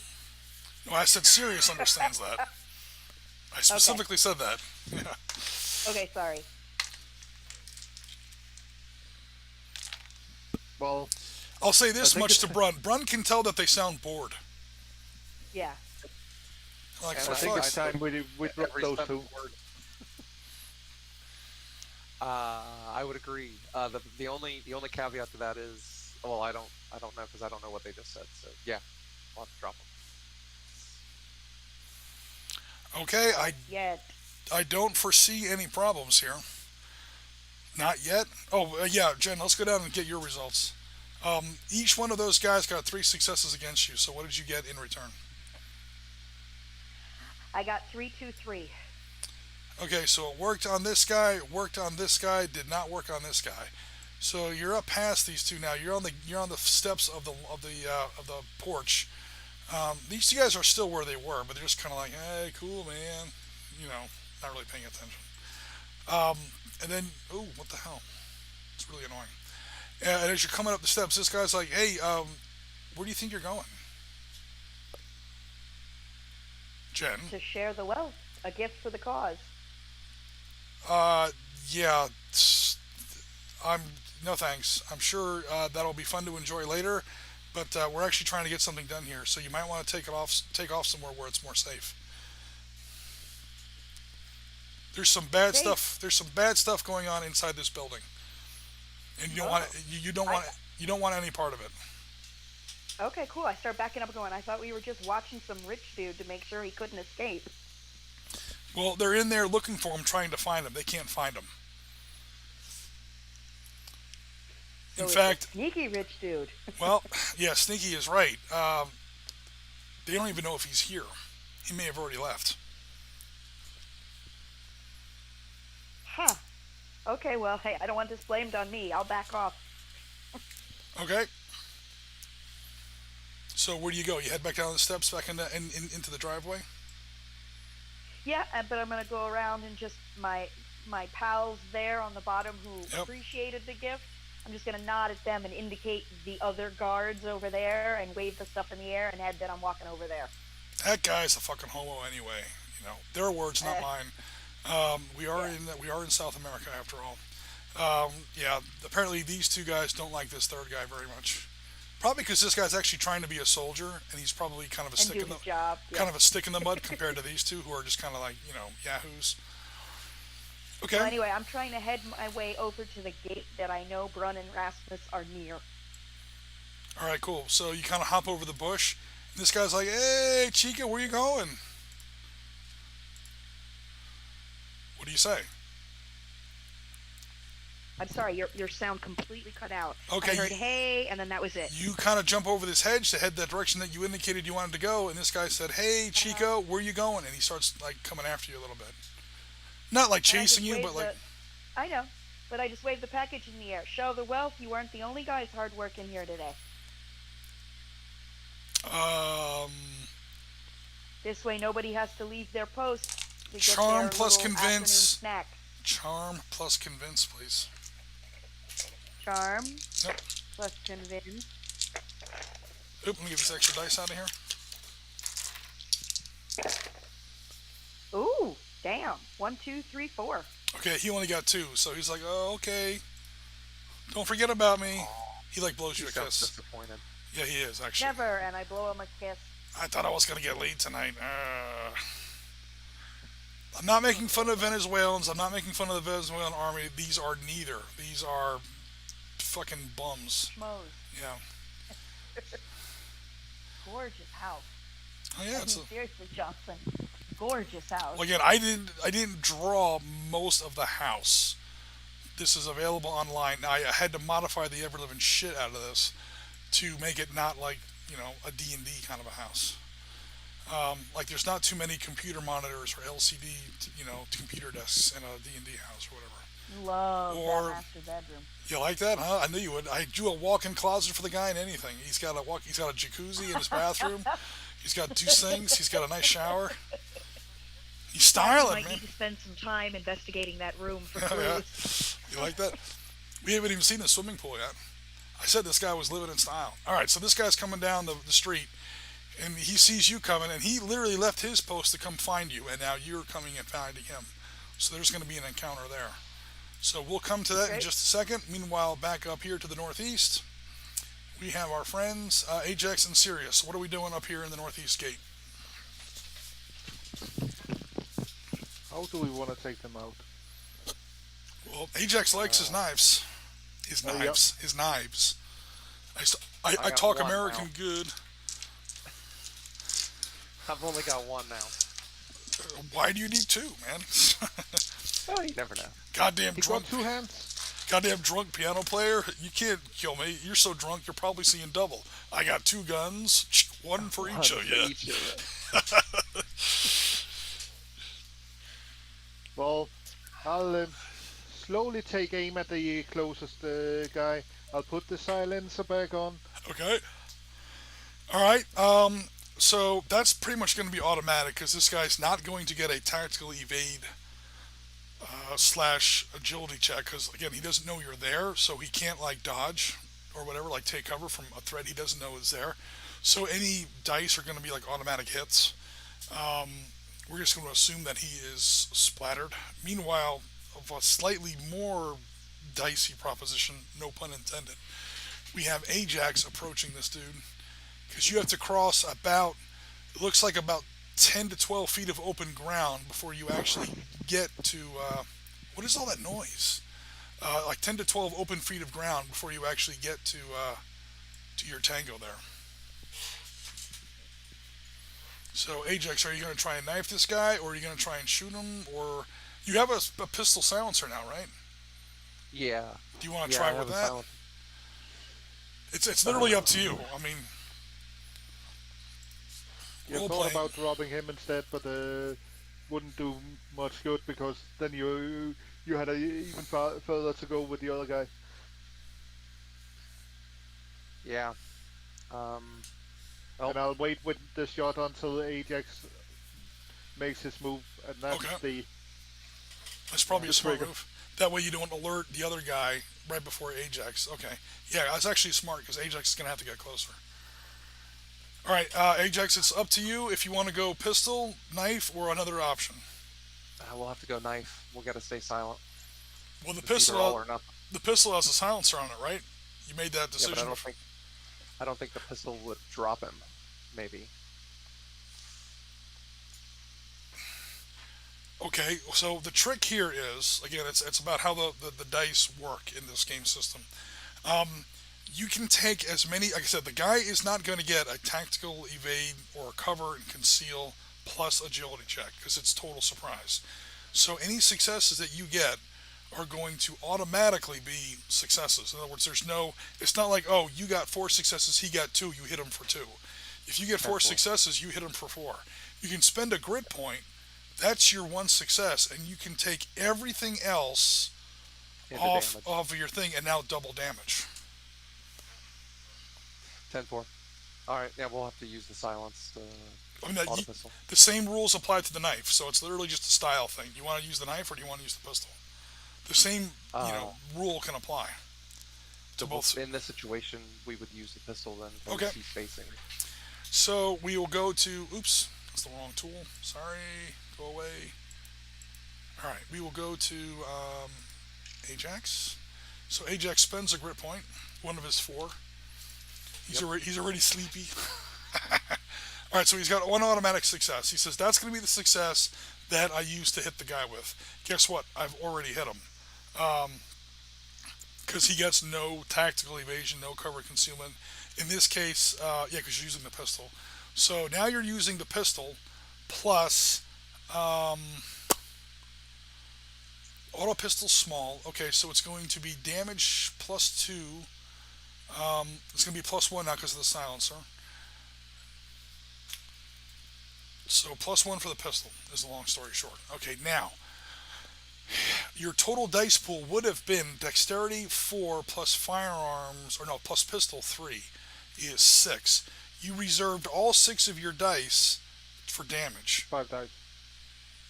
Perception 2 plus No, 5. dexterity plus pistol. Am I on the right? Yeah, dexterity plus pistol is 6. Dexterity 3, pistol 3. Oh yeah, sorry. Okay, so that's 6. Now the damage is +2 for a small auto pistol. That went down to a +1 because of the silencer.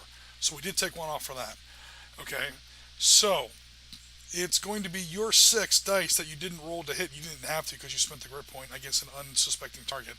That's going to be 12 dice of damage +1. That's the one remaining from up here after the silencer. 13 dice of damage against target number of 5.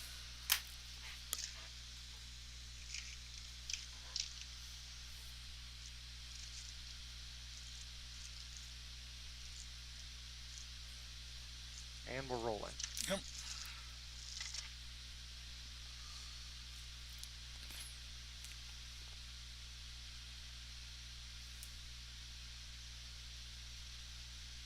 Seven successes. Okay, 7 successes. He's down to organ damage. Down he goes. Then Rasmus takes his shot. Okay, Rasmus's shot is just going to friggin', because he's got extra dice in these things, plus he's firing a much more powerful weapon. He's just going to blow this dude's head clean off his neck or whatever. So he's down. Now, Brun's guy is not exactly, I mean, he's down, but he's not in shock. He's not incapacitated. He might make some noise. He might try to call out for help or gurgle or something. So, let me see here. On a scale of 1 to 10, how much noise does this guy make as he goes down? Well, wouldn't it be initiative to see if Bron can fire another shot into him before he shout out? Well, let me see how much noise he made when he got shot. This is Okay, yeah. All right, yeah. So 6. Medium noise. We don't know how much. He's not taking an action. This is just him saying "ugh" or yelling or whatever.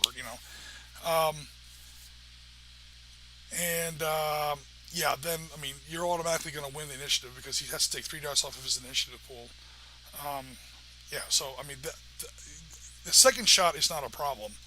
Okay, it's just that first shot, how much noise he made when he got down there. Usually, once somebody gets killed, obviously no noise. Incapacitated, you're unconscious. Shock, you're not really breathing. Organ damage, you're right on the line as far as a silent kill goes. That's why I rolled the dice. If you're in yellow, yeah, he made a noise. He can call out for help. He can still do something. But organ damage, it depends on what organ you hit him. I mean, if you hit him through the throat, he might be quiet. But if you hit him in, the stomach or whatever, if that organ was his liver, yeah, he's going to make plenty of noise going down. So I rolled the dice. It was 6. That's like right down the middle of the dice. He made a little bit of noise before you finally finished him off. So it's, I don't know how much, it's up, yeah, we'll have to see. You guys honestly don't really know if anyone heard that or if someone did hear that, what they're going to do about it.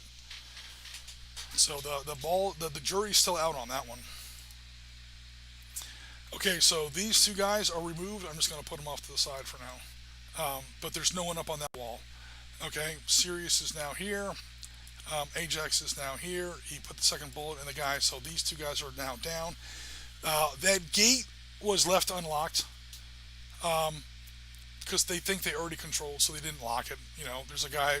This earlier guy was walking in and out of the gate, so again, undisciplined paramilitary force. Meanwhile, we're down here with Taki and this clown. So as you're coming down the gate, Jen, what do you say to this guy? The usual banter. Oh, I heard. I guess you heard about the afternoon favors or afternoon break special or whatever. Taki is more witty than I am.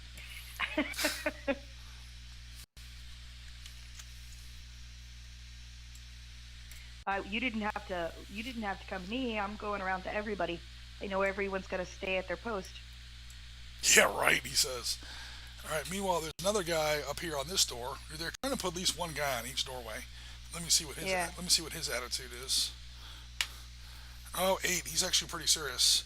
He's like, yeah, everyone's supposed to be at their post. What the hell are you doing, man? Oh, shut the fuck up over there, just because you don't know how to work it or whatever. And then, these two guys are in an argument right now.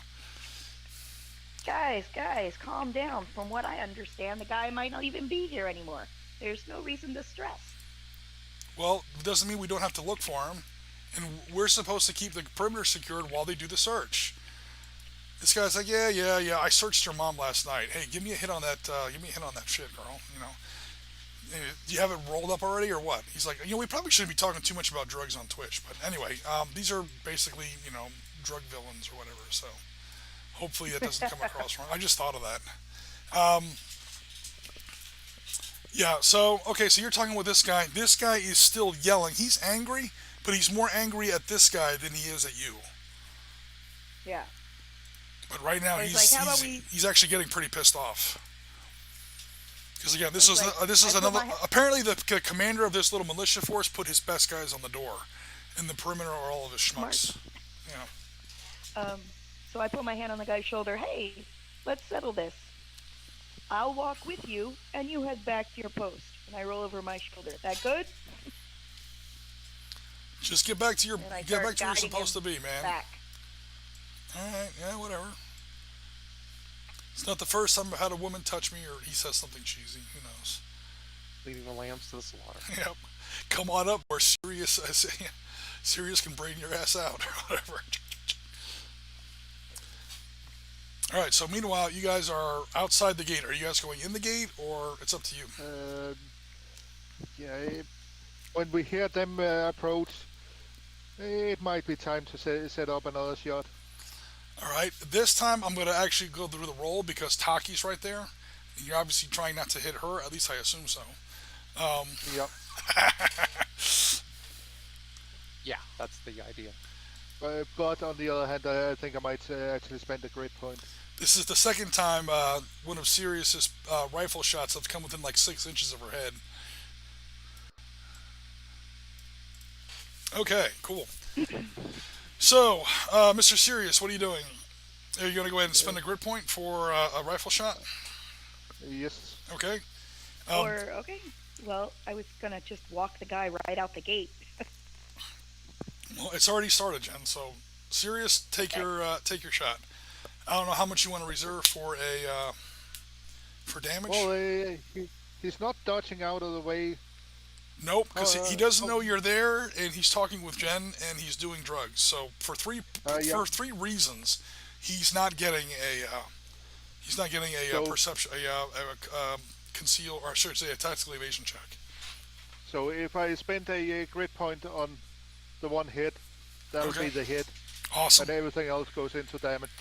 All right, so into damage. Let's see, I'm on the right character sheet. First of all, taking off a grid. Boom. Secondly, okay, that rifle medium goes down to 5 for damage. I think I made it 2, but I'm already doing 1 for this session, so whatever. No worries. So it's 5 for damage plus your total sniper plus, or actually, it doesn't matter. Sniper rifle is the same thing. Plus dexterity is 6. That's 12. It looks like 17 dice of damage. That's after taking 1 off for the silencer. So that's 5 so far. We'll call it at an even 11. There you go. 11 is not even, but boom, he's done. That was no surprise. And I got to spend a grid point. Job well done. Oops, wrong map. Alright, that's it for him. Jen's got a little bit of his brains in her hair, but other than that, she's fine. God damn it, Sirius. Really? Stop blowing guys away while I'm sitting right That's next exactly to what I said. I go, really? I was walking him right to you. How It am I was an supposed to easy go shot. back in there covered in brains? So You how can take many on the doors? You could take a minute to clean yourself.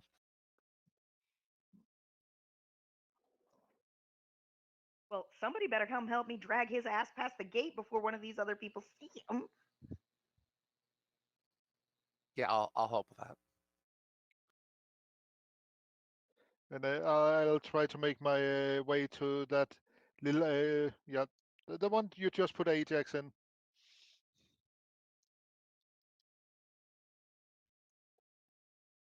The southern end of that. Can you see the door from there? Well, what I was going to suggest is I go back to the guy on the door and tell him, look, our friend just walked out the gate looking for something. If you want that gate covered, maybe you need to go cover it for a minute because I don't know where he went, and try and get this guy away from the door to the house.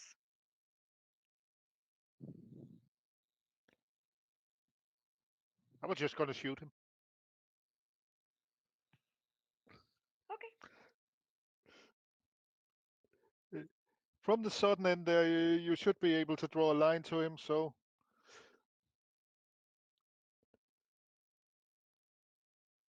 Brun?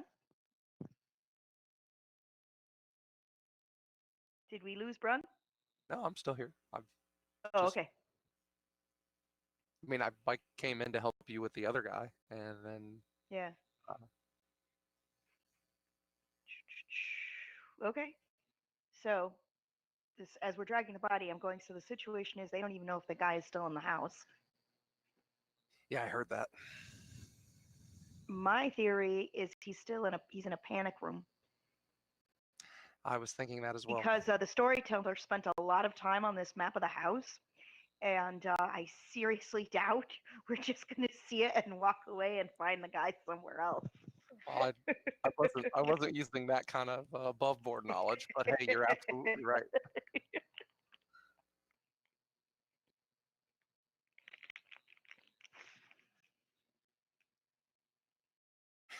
And Jim's gone totally silent. Yeah, Jim? He's drawing a line. Yeah, but usually he doesn't go silent when he does that. His mic is open. He may have taken his headphones down for a second.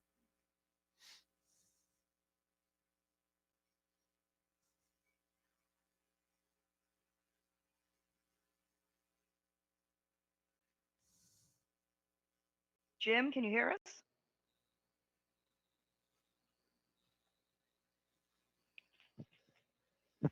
I hear him talking in his room. I don't know what's up. Let me go check. Yes.